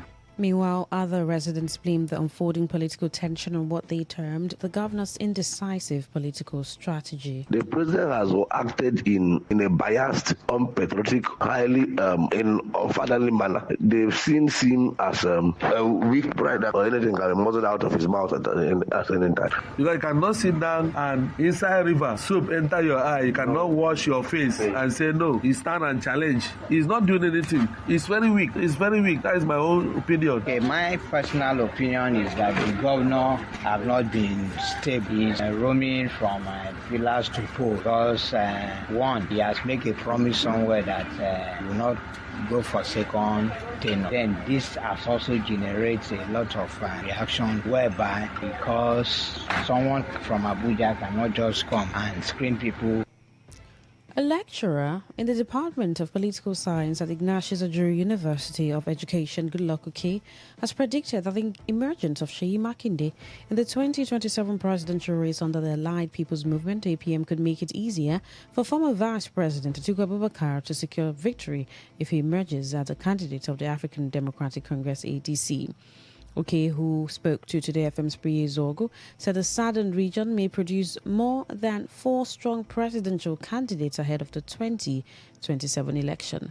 According to him, Peter Obi of the Nigeria Democratic Congress, NDC, President Bola Tinubu of the All Progressives Congress, APC, Seyi Makinde of the Allied People's Movement, APM, and Adewole Adebayo of the Social Democratic Party, SDP, could split votes from the south, thereby boosting the chances of Atiku Abubakar if he flies the flag of the African Democratic Congress, ADC. The political scientist, however, noted that electoral outcomes may not necessarily follow such projections if Nigerians eventually decide to vote based on manifestos and programs of political parties. If we get majority of the votes from the 19 northern states, and we definitely be coasting to victory, especially because for the candidates from southern Nigeria are going to divide their vote. P2B will get his share of the vote. Seyi Makinde of APA will get share of the vote. Bola Ahmed Tinubu will get his own share of the vote. And we also have the SDP presidential candidate also, who is from southwest. So any candidate from the north, which we are eyeing, should be Atiku Abubakar, will definitely be winning the election. He added that his prediction was based on what he described as the tribal coloration of political decisions in Nigeria. Oke further stated that what he termed the poor performance of the current administration could make it easier for opposition parties to wrest power from the ruling APC in the next general election. If Nigerians decide to go according to the credibility of the candidates, we should be seeing a different thing in the election, because most of the candidates will be driven by the politician or by the manifesto or vision of the leader who is telling them how they are going to take them away from these circles of unrepented borrowing, and then there is nothing to show for it that we are currently experiencing from the hands of the government in power. So it is safe to say that if voting is done in line with the north and south dichotomy, it will definitely favor the major candidates from the north. But if it is done in line with the vision and manifesto of the politician itself, it will definitely favor candidates that will have the best option for the people. You're listening to the World News on Today 95.1 FM, Voice of the People. After the break, more news, foreign and sports stories. Do stay with us. Every day, every hour, when the big stories break, depend on our 24-hour news team to bring you the latest. Today, 95.1 FM.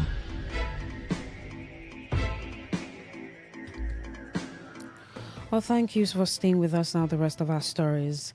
The Nigeria Police Force has dismissed 5 inspectors and commenced prosecution against 3 others over allegations of armed robbery, kidnapping, extortion, and abuse of office in Rivers State.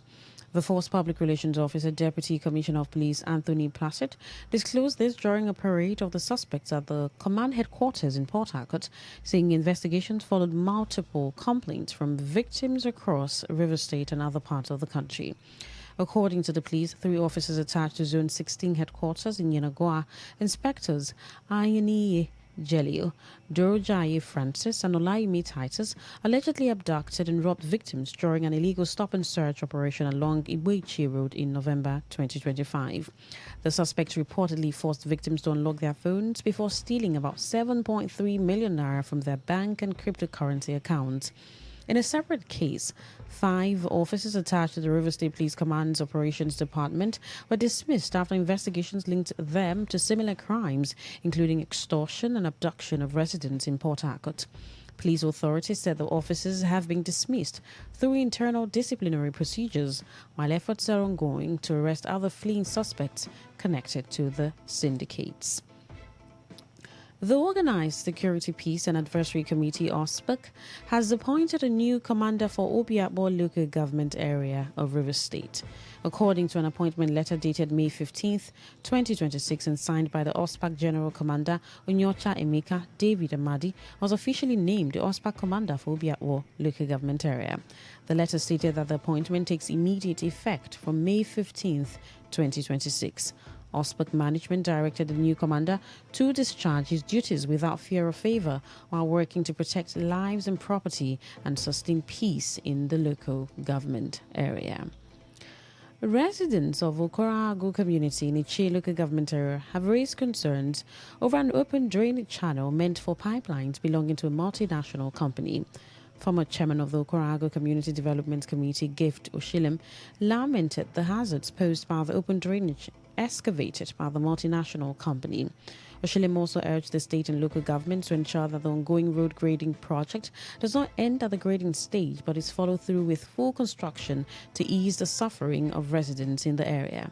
While commending the Ichi Council chairman for attracting government projects to the community, Oshilem noted that if urgent intervention is not carried out on the road, the same complaint would persist next year. Some time ago, they came, contracted some persons, they came and dug the whole place. 3 feet down, hopefully now those holes are still there. Nothing has been done. It's more than 2 years now. And people have started covering their own spaces. So the local government chairman should also see the safety of the community people through that angle. Because during this flood time now, the place will be filled up and automatically it will also not be good with the people. I think we will begin to make some notice about it. So we need them to do something about it. Government should come and do our road. They should come and walk Okorago road. It's not all about grading.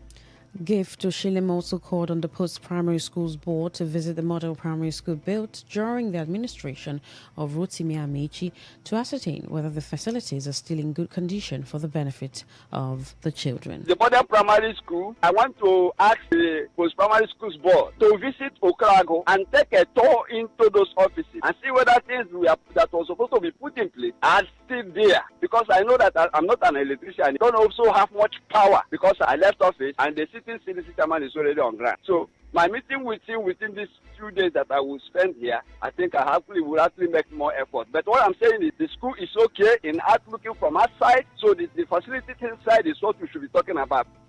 The wives of 14 governors across the country and other dignitaries have converged on the River State Government House in Port Harcourt for a food distribution program targeted at vulnerable families across the state. The outreach, which benefited about 1,800 households, also attracted the wife of the Chief of Staff to the President and several government officials.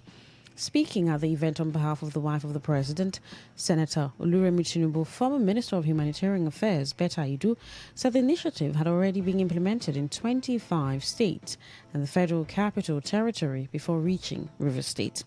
She added that plans were underway to establish food banks in primary healthcare centers across local government areas to support pregnant women and nursing mothers. This act of kindness has been made possible through generous support of 2 donors who have committed to supplying 2 truckloads of food items to the Renewed Hope Initiative every month. From these supplies, the Renewed Hope Initiative supports at least 2 states monthly. Our goal at the Renewed Hope Initiative is to complement the Renewed Hope agenda of the administration of His Excellency, President Bola Ahmed Tinubu, GCFR.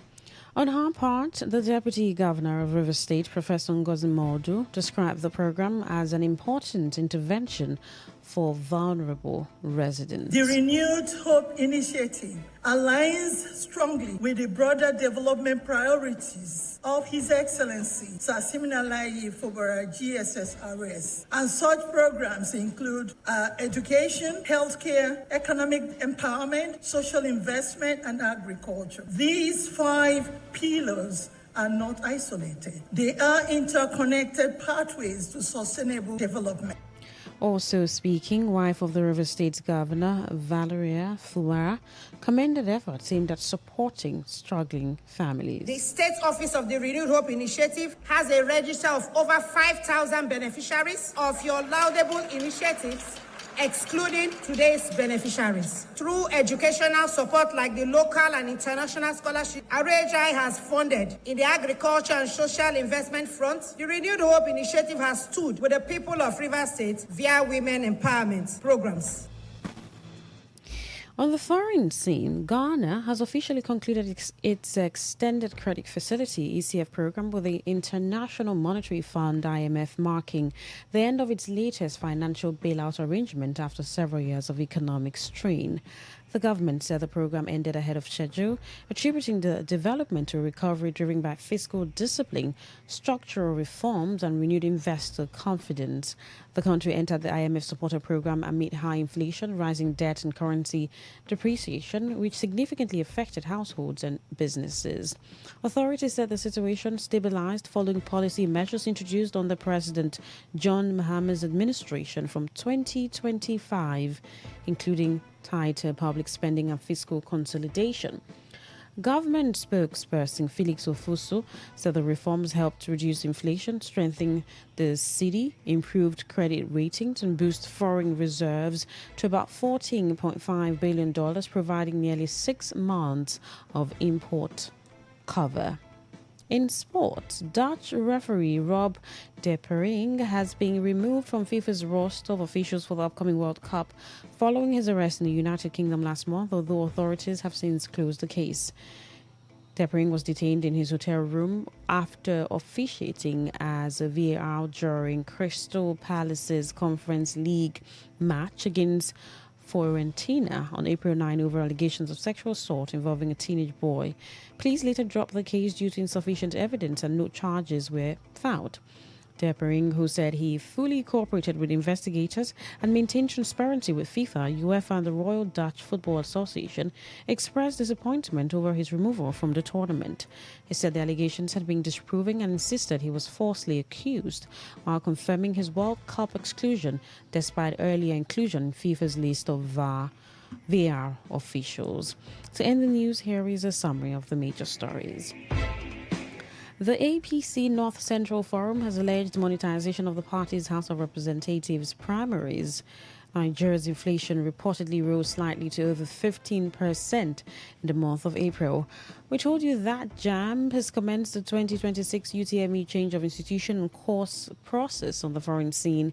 You also heard that Ghana has officially ended the bailout program with the IMF after economic recovery.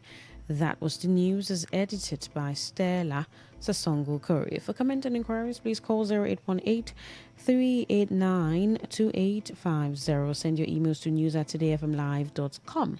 You can read our stories on www.todayfmlive.com, Facebook at Today95.1fm, Instagram at TodayFM951, X at TodayFM951. You can also join our YouTube live today. 95.1 FM. My name is Queen Chima.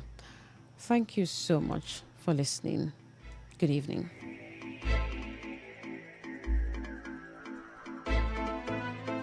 Today's news, today's entertainment, today's sports, today's issues. Today on Today 95.1 FM, Port Harcourt.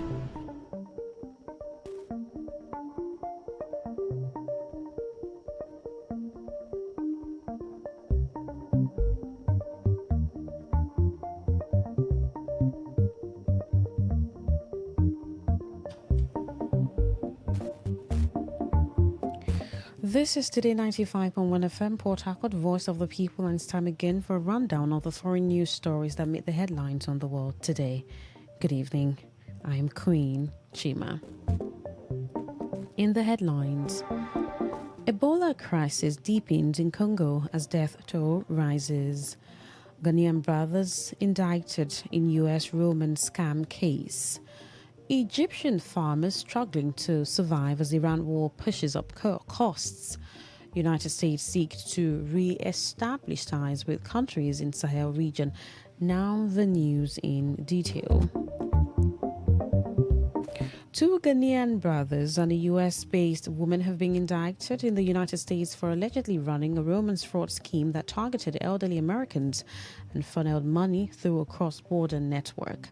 Jamal Abubakari, Kamal Abubakari, and Amanda Joy Opoku Bochi were charged with conspiracy to commit wire fraud and money laundering. Prosecutors say the group used fake identities on dating sites and social media to build romantic relationships with older victims before convincing them to send money through wire transfers. Investigators allege the operation ran from July 2024 to April 2026, involving fake profiles designed to emotionally engage victims. Once trust was established, victims were allegedly persuaded to send money under false pretenses, with funds routed through accounts controlled by members of the network. Authorities say portions of the money were later moved to co-conspirators in Ghana and other locations. Just hours after a South African judge said the long-running graft trial of Jacob Zuma must proceed, the former president instructed his legal team to appeal the ruling. A KwaZulu-Natal High Court ordered that the so-called arms deal corruption case against Zuma and French defense giant Thales would go ahead on the 1st of February 2027. Judge Nkosinathi Chili accused Zuma and Thales of using Stalingrad defense, a legal term for a strategy to slow down proceeding through constant appeals. Chile also said the interest of justice demanded that the case proceed.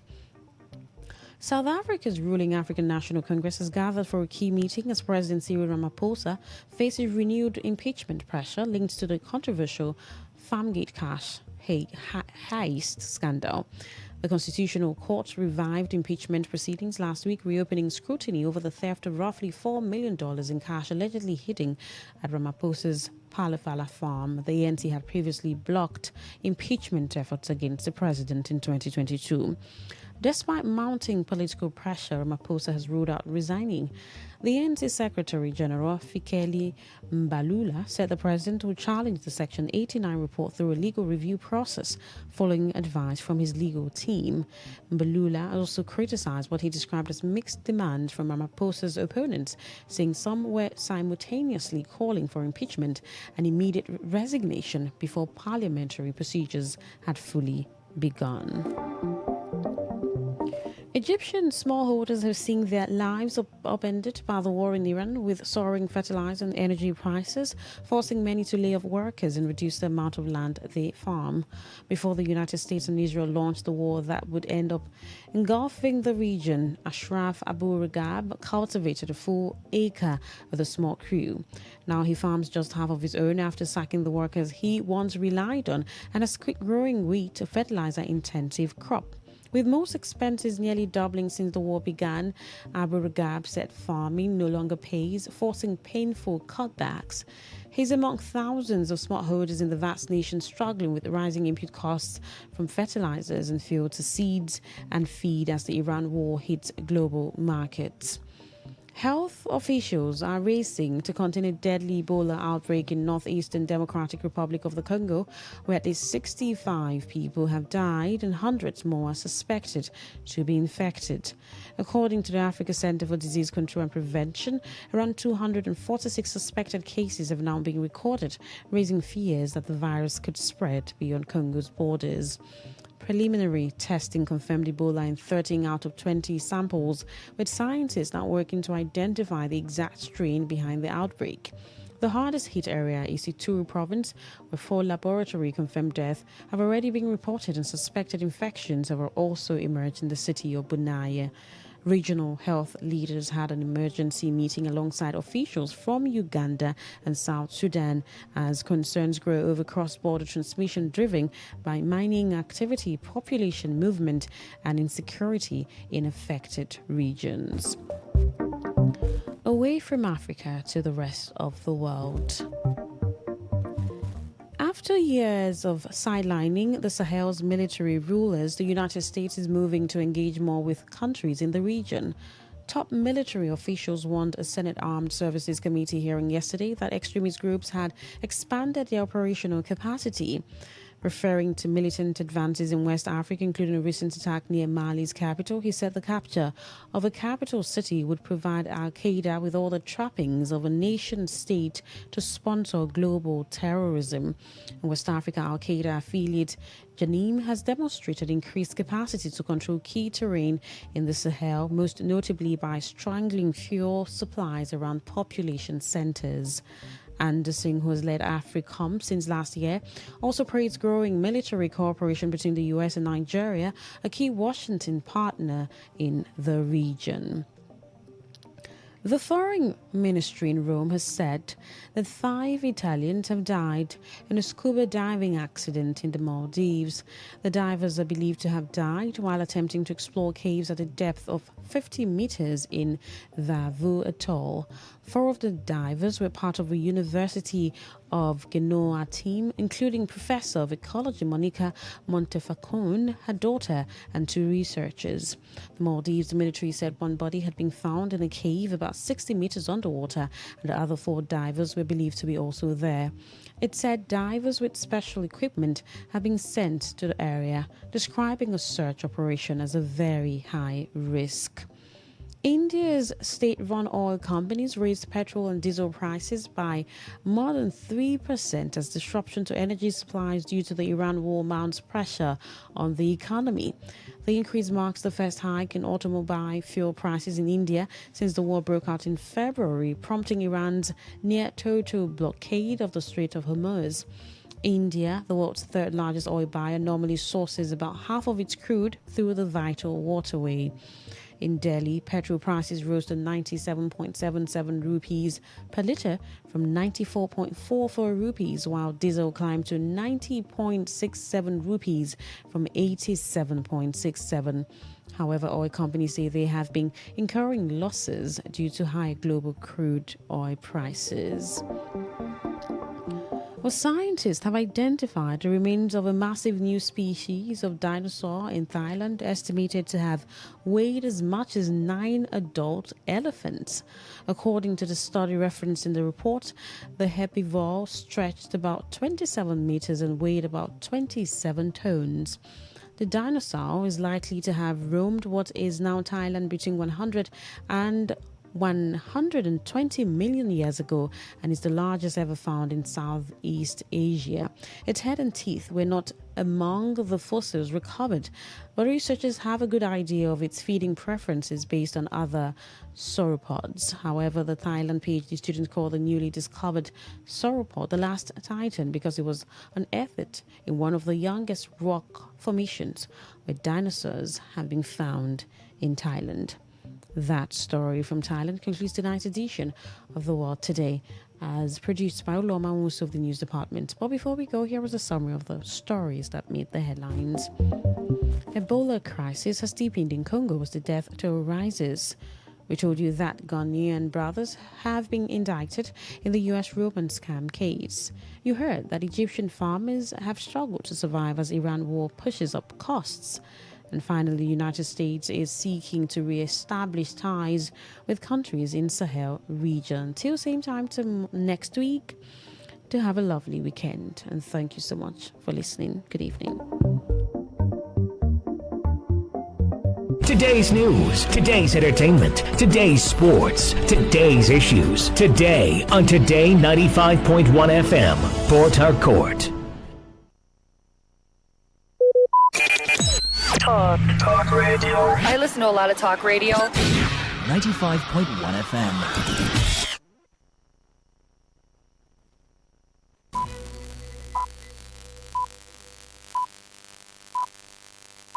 BBC World Service. I'm Nkechi Obona in Nairobi with Focus on Africa. Over the past few decades, Africa's fashion industry has been evolving. The things I wear, they are unconventional materials, which takes months, years to be able to even produce it or to even be able to execute it. Across fashion shows, award ceremonies, and red carpets, African designers are pushing creative boundaries to tell powerful stories about identity and heritage. I had to go all out to make sure that the world gets to see what they have never seen before. Knowing that in Africa, Nigeria, Ghana, there are things that can come out of it. So, is African fashion redefining global style?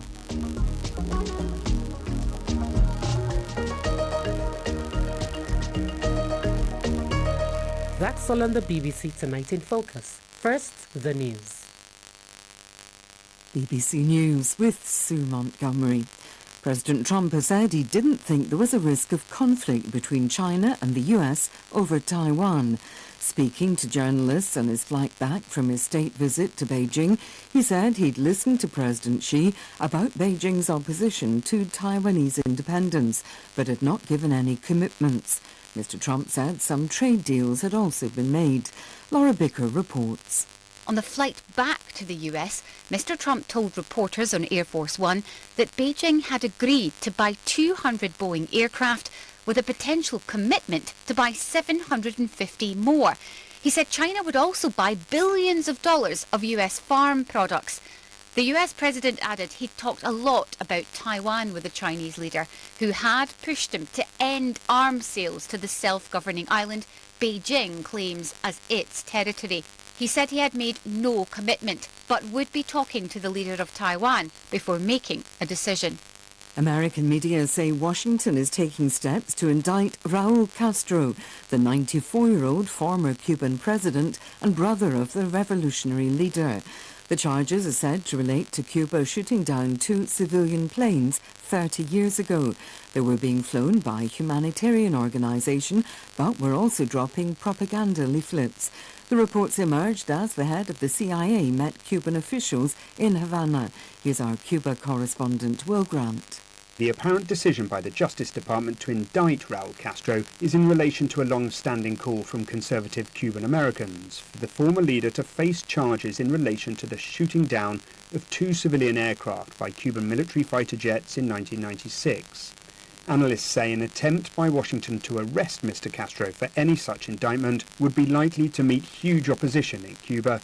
Officials in northwest Pakistan say militants have stormed an army post, killing at least 8 troops and injuring 35 others. 9 of the attackers were reportedly killed. Caroline Davis reports from Islamabad. According to Pakistan officials, the militants rammed a vehicle filled with explosives into the camp before opening fire at the outpost, a security installation used to counter cross-border attacks. The Pakistani Taliban has been reported to have claimed the attack. Last weekend, many police officers were killed in a similar incident in Banu, also close to Afghanistan's border. Pakistan has repeatedly blamed the Afghan Taliban for harbouring militant groups, reigniting a conflict between the two countries in February by launching missile strikes. A court in India has ruled that an ancient disputed religious complex claimed by both Hindus and Muslims is a temple of a Hindu deity. The High Court said archaeological references showed the site was a temple dedicated to the Hindu goddess of learning. BBC News. Iran's Foreign Minister Abbas Araghchi has said current diplomatic attempts to end the conflict with the United States are suffering from a lack of trust. Speaking in India, where he's attending a BRICS meeting in Delhi, Mr. Araghchi said contradictory messages had raised questions about the Americans' real intentions in the talks. The Palestinian National Authority says a 15-year-old boy has been killed by Israeli soldiers in the occupied West Bank. The Israeli army said Fahad Zidan Owais was throwing stones at Israeli vehicles on a road. Emir Nader has more details from Jerusalem. The Israeli military said that they were targeting what they called 3 terrorists who were throwing stones at Israeli vehicles. They said they eliminated 1 terrorist and injured another. And we know from Palestinian sources that Fahad's body is still being held by Israeli authorities. And since the start of the war in Gaza, we've seen this real deterioration of the situation in the West Bank. We've seen over 1,090 Palestinians being killed either by settlers or by Israeli troops, of whom 230 are children. Russia and Ukraine have exchanged just over 200 prisoners of war each as part of an agreement brokered by President Trump and the United Arab Emirates. They're the first of 1,000 from each side due to be released.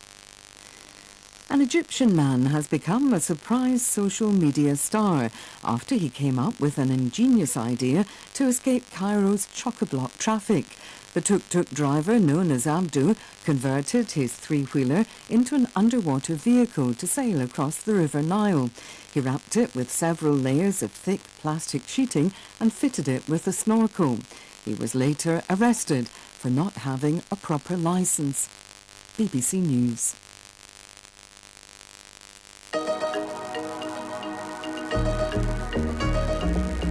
Hello there and welcome.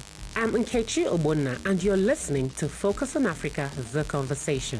And just a quick note before we go on. This episode has also been filmed and will be available on the BBC Africa YouTube page from tomorrow, Saturday, May 9th, somewhere around the evening. Do take a look and please leave a comment when you're there. Okay, so last Sunday, my phone was blowing up with all the photos and videos from the AMVCAs. Now, for those of you who do not know what that is, it's the Africa Magic Viewers' Choice Awards, basically like Africa's version of the Oscars. And this year, the outfits hit a new high. We even had someone wear loaves of bread.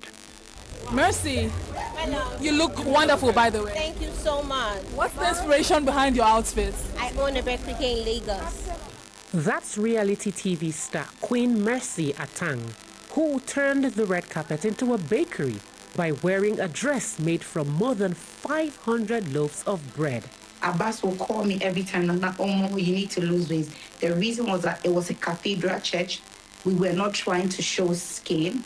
We were not trying to show cleavage. So we are trying to be able to communicate the building, not your body. Yeah. So my building has to be nearly invisible in telling the story. And that is Ghanaian fashion star Nana Ekua Ado. She showed up in a towering silver architectural gown inspired by Germany's iconic Cologne Cathedral, a popular tourist attraction. She was literally a walking cathedral. The design was brought to life by Nigerian designer Mohammed Abbas Osu, popularly known as Abbas Woman. He hand-painted stained glass window details across the bodice and skirts. The result was nothing short of breathtaking. In fact, the gown was so grand that Nana needed a whole team just to help her make her way down the red carpet. It was really challenging. We passed through a lot. I went through it. There was some moments I started crying in my room because the thing I put in mind is looking like impossibility. It's looking like this is not coming to light. Whew, that's Abbas describing how hard putting together the cathedral dress was. But the fashion got everyone talking. And it also got me thinking about how African fashion has evolved over the years. So today, we're going to be chatting about that evolution and look at how African fashion is going global. And I cannot do this alone. My fashion-forward colleague, Godwin Asediba, is joining me to delve into the conversation. Godwin here is dressed in a cream-colored shirt and a rich brown suit with detailed embroidery stitched across it. You know, the kind of outfit that instantly catches your eye without being loud. Fashion forward. That's actually interesting. I didn't know that about myself. Are you seeing how well put together you look? You know, I think I'm actually inspired by the looks on the red carpet. Maybe next year I might go with a similar look. Do you think I look good? You look amazing. You know, maybe a few accessories would have given you that ticket to the red carpet. Maybe and this like was actually made in Ghana. Oh, yes. Fantastic. You see. Taking Africa fashion global. I know, right? A bit of a walking stick and maybe a hat. Would have worked for you. Glasses would have worked and made you look like some James Bond. So what are you rating me? I'm rating you a 9.5. 10 over 10 is for God. Thank you. And how do I look? You look amazing. You know, Really? this is giving rich auntie vibe, and I'm loving it. It's more like the Nigerian style, and I feel it's more of like the safe fashion tricks. If you're unsure what to wear, Exactly. just put on a boo-boo and then wear your heels. And wear your that heels. is it. You good. look like a rich auntie even though you're broke. Are you a rich auntie? Who knows? And now a boo-boo is a popular West African loose-fitting, free-flowing and elegant gown worn in Nigeria and other parts of West Africa. It has wide sleeves and maxi-length design. Today I have my silky green boo-boo with a pair of white heels. Let's get into the conversation. So So, Godwin, I'm sure you caught up with all the AMVCA looks and the red carpet moments. What do you think about those very striking fashion-forward items we saw on the red carpet? And could you tell us some of your best dressed from that night? I wasn't really surprised on what I saw on the red carpet this year. I mean, AMVCA's is more like the fashion hub for Africa now, especially when it comes to looking forward to what celebrities will wear on the red carpet. It keeps happening every year. This year came and then the notch was even higher. A lot of the celebrities didn't come to play. And I feel like fashion in Africa is evolving because now most of them come on the red carpet not wearing ordinary clothes. They are wearing clothes that are architectural, structural. They have stories behind it.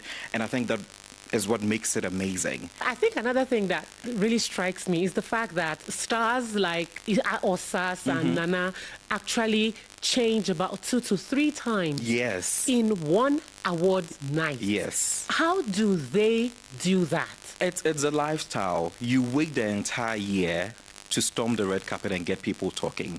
If you want to do that, you don't want to play. Now, talking about Nana Akua-Addo, who, by the way, is joining us all the way from Accra, the capital of Ghana. She stunned the red carpet. She looked amazing. And she is here to talk about all things fashion and where Africa fashion is headed. Thank you so much. And thank you for having me, too. And also joining us on the line all the way from Lagos, Nigeria, is Mohammed Abbas, popularly known as Abbas Woman, the king of corsets. Welcome to the both of you, and thank you so much for taking out time to join us. First of all, can you tell me what inspired that look? Nana, I'll start with you.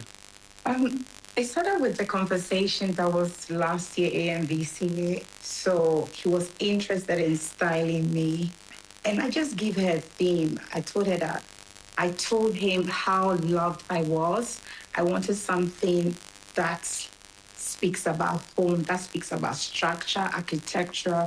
So at that time, we didn't know exactly what we wanted to do.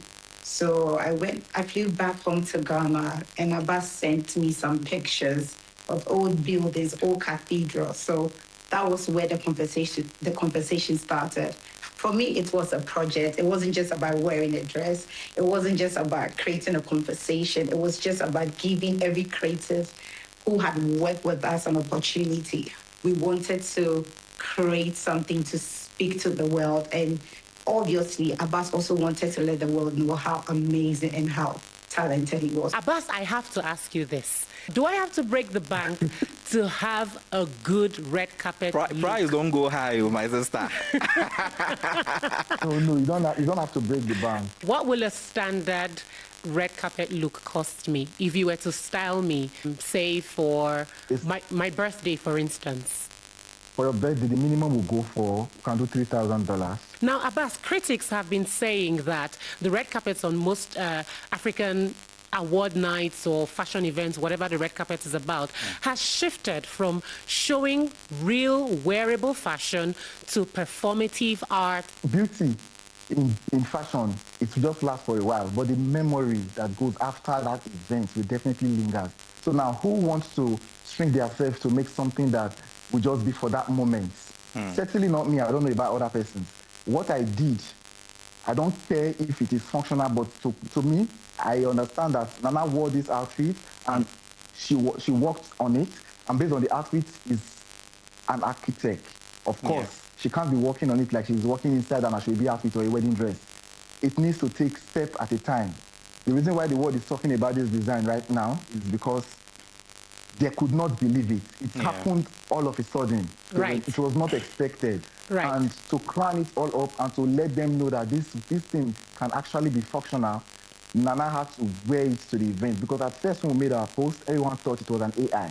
When we made the video post as well, they started saying that they will not believe it until they see the dress on the red carpet. To be able to push yourself beyond boundaries, you have to go outside the box. And outside the box does not make you comfortable. We are not wearing this to be comfortable. The pain is justifiable. I had to lose weight to be able to wear the cathedral dress. I had to lose weight to be able to wear the spiral dress because at that time I was in between a size, I think it was size 12 and a 14. I needed to be between size 8 or 10. Abbas will call me every time, Nana, oh, you need to lose weight. The reason was that it was a cathedral church.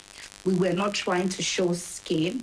We were not trying to show cleavage. So we are trying to be able to communicate the building, not your body. Yeah. So my building has to be nearly invisible in telling the story. So you see, things that some of us have set up to do, to break barriers, to push the narrative, to be able to get to where we feel African fashion is at the conversation or it's on the table where it ought to be.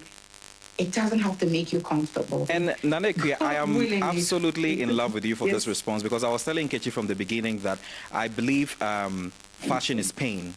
And the more the pain is, the more statement you are making. Exactly. And you know, all this pain back that home, we say something, no pain, no gain. No gain, absolutely. Yes. If it will take you, Nane Kwiado, to roll to the AMVCA red carpet without walking, and the outfit is much appreciated, we love it. So, yes, we do. Please don't roll on the red carpet. I don't want you to roll on the red carpet. So then again, I want to ask. Gideon has just given me an idea. My goodness. So I want to ask you, Nana, does comfortability really come to play when it comes about how you appear on the red carpet? Do you care about that? Not at all. Not at all. Not at all. This is Focus on Africa from the BBC World Service.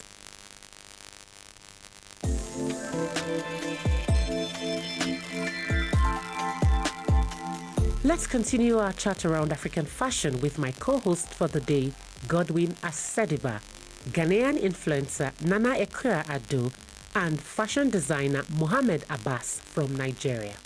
Now, Abbas, how did you feel about designing that dress? Did it, first of all, give you the idea that you had? Did it come to fruition as you had imagined it? And from your consultations with Nana, was that the dream? So when I first met Nana at last year's EMVC, I told her that I would love to style her and stuff. I think that was the time we followed each other on Instagram, and we did not really pay much attention on conversation, you know, but I made reference to that cathedral because I read a lot about the cathedral, and the story behind that cathedral actually inspired me, and it was interesting. So I said, let me create something out of this. And when Nana came and gave me the, you know, the image, which is the illustration, it just resonated with what I wanted, you know. So I decided to put everything together. At first, it was challenging, of course, because that is a structural and architectural kind of a design. And based off of the fact that Nana is someone that loves finance, and she has not really worked with a Nigerian before, and me being the first, I needed to put in my best to making sure that, you know, this thing comes out really amazing.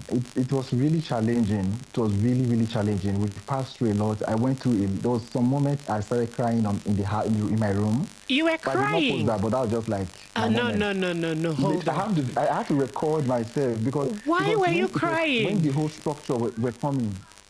Because the thing I put in mind is looking like impossibility. It's looking like this is not coming to light.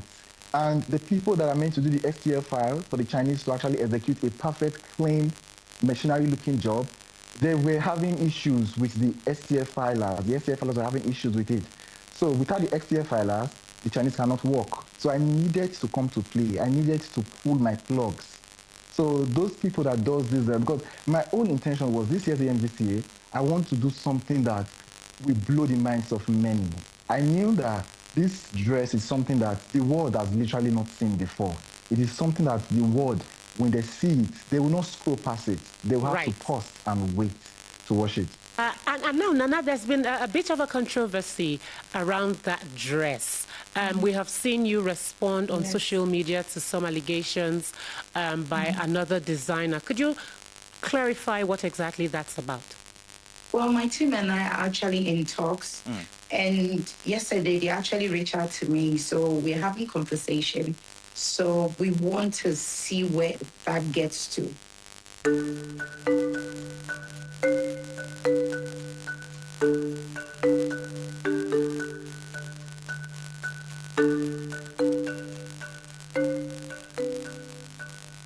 reached out to the fashion house that has accused Nana of using a disputed design concept for her Africa Magic Viewers' Choice Awards outfit. This is what the Cambodia-based fashion house Almi Couture told us. We would also like to clarify that the original concept itself belongs to Nana, and she absolutely has the right to continue exploring that concept with other designers. However, a concept and a finalized design are not the same thing. The visualization, interpretation, structure, silhouette, technical execution, and artistic development of the final design were created by Alami Couture. We put these claims to Nana and we're waiting for her response. Now, Abbas, behind every red carpet moment, behind every red carpet look, behind every viral moment, as we have seen, is a designer who was aiming to tell a story or who wanted to project something. What were you hoping to achieve with your designs this year at the AMVCAs? Because we know beyond the cathedral outfit, which has gone viral, there are other outfits that you were behind at this year's AMVCAs. Could you tell us what you were hoping to achieve from the red carpet looks? This year's on, since I'm styling Nana, I know that, of course, Nana is that person that everyone look up to, including myself.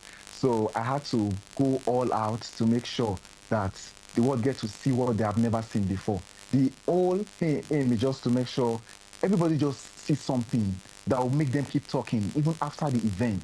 Talking for good, not for bad. Seeing creativity, knowing that in Africa, Nigeria, Ghana, there are things that can come out of it, you know, as an African. Because people believe that the high-end, the high couture is only from the western part of the world. But then, it has gotten to a point where Africans are the ones that are pushing it. And this is not us trying to seek permission before we do it. We are commanding it. Our designs command it immediately they see it. So the major aim is for the world to see something that they have never seen before. And instead of them to scroll past, they have to stop, zoom, and study to understand that there's a lot of work that went through it, and they need to give this designer his entire credit. Congratulations on that. And I think I started monitoring Abbas when he started sewing for Nons Mirage and Ashmushi. And when I see those outfits, those are like Nigerian celebrities. Exactly. I'm like, who is this guy? Because the outfit is immediately striking. You see it and then you're like, wow. And I mean, I'm so excited that I've seen you grow to this level. But from what you've experienced over the years, would you say African award shows are becoming global fashion platforms? It's a yes and it's a no. The reason is that I think that is the only medium when it's AMVCA time for most designers to be able to showcase their best designs because it has the mileage that they want. I mean, AMVCA has all the international media houses covering the events. So as a designer, if you have a muse that you're styling, you would want to put your best foot forward. You would want to put your best creative, for your muse. So I think yes, and I think no, because some awards show like we have the BGMAs, which is really not about fashion, but about awarding musicians and then their creative and then their talent. So I think it differs. It depends where you are and which awards show you're attending at that very moment. So it depends if you ask me. Nana, very last question to you. Do you see African fashion becoming a luxury, competing with global brands that we see in the Europe and the Americas? Then again, I'll speak for myself. I don't think what Africans are concerned about is luxury. I think for the designers that I've worked with and some of the, the designers that we talk about are just wanting to be at the right platform or sit in the right conversation where you call Abbas, you can also call on Balmain, and they can come together to collaborate. I don't think we as Africans or designers or individuals like me is looking at for luxury. I think we are looking at to create that relationship where Balmain, where Adidas, where Gucci wants a collaboration and can think of Vicky, can go like, oh, can I call Abbas? I think we want to let them know they are creative.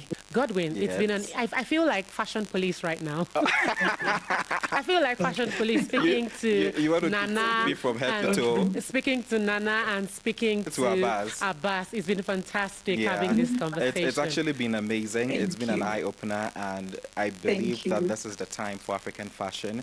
The likes of Nana Ekuado, we hope they do not stop, because if they do, who's going to do it for us? And we want to see them. We want to see them on that global stage. Right. Yeah. Yeah, I really do believe African fashion is evolving. The world is recognizing, and African fashion is no longer waiting for global validation. No. It is creating its own moments, actually, generating its own narratives and commanding global attention on its own terms. Emphasis on its own terms. I mean, we've seen the African music, we've seen our film, we've seen our culture continue to grow internationally. Fashion is becoming one of the continent's strongest creative voices. So thank you so much to Nana Ekuado. I rehearsed this name 7 times. Ask Godwin. I rehearsed how to pronounce your name 7 times. Others say Nana Ekuado. I always say Nana Ekuado, but it's great to hear it's Nana Ekuado. Abbas says the same thing. Yeah, thank you so much, Abbas, as well. Abbas Woman, for joining us. You've been listening to Focus on Africa, the conversation with me, Nkechi Obonna, and my special co-host today, Godwin Asidiwa. It's been exciting to be here. Now remember, this episode has also been filmed. Kindly head to the BBC Africa YouTube page to see all the beautiful outfits we have talked about. This episode will be available from tomorrow evening, Saturday, May 16th. Do take a look and please leave a comment there. Speaking of comments, last week we talked about skin bleaching. Here are some of the comments you left on the episode on YouTube. Kinda Jobel said, I've been shamed my entire life for my dark skin tone. I'm learning to love myself. Makwachi said, it's totally okay to make choices, but important to ensure the choices you make are healthy and beneficial to you and your place here, now, and in the future. Universal said, I can relate so much to him. I had horrible nodular cystic acne growing up in the Caribbean.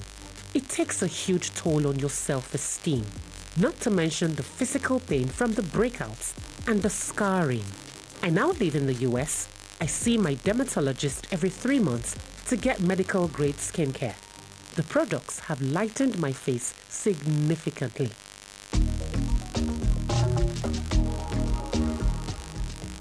And that's it today on Focus on Africa, the conversation. Our producer was Fana Negash. Our senior producer was Caroline Kiambo, and Herbert Massoa was the technical producer. Our editors are Priyanka Sipi and Mariam Abdallah. I'm Nkechi Obonna, and you can catch me on Instagram with the handle @IamNkechiNna, and that's with double N. See you next time.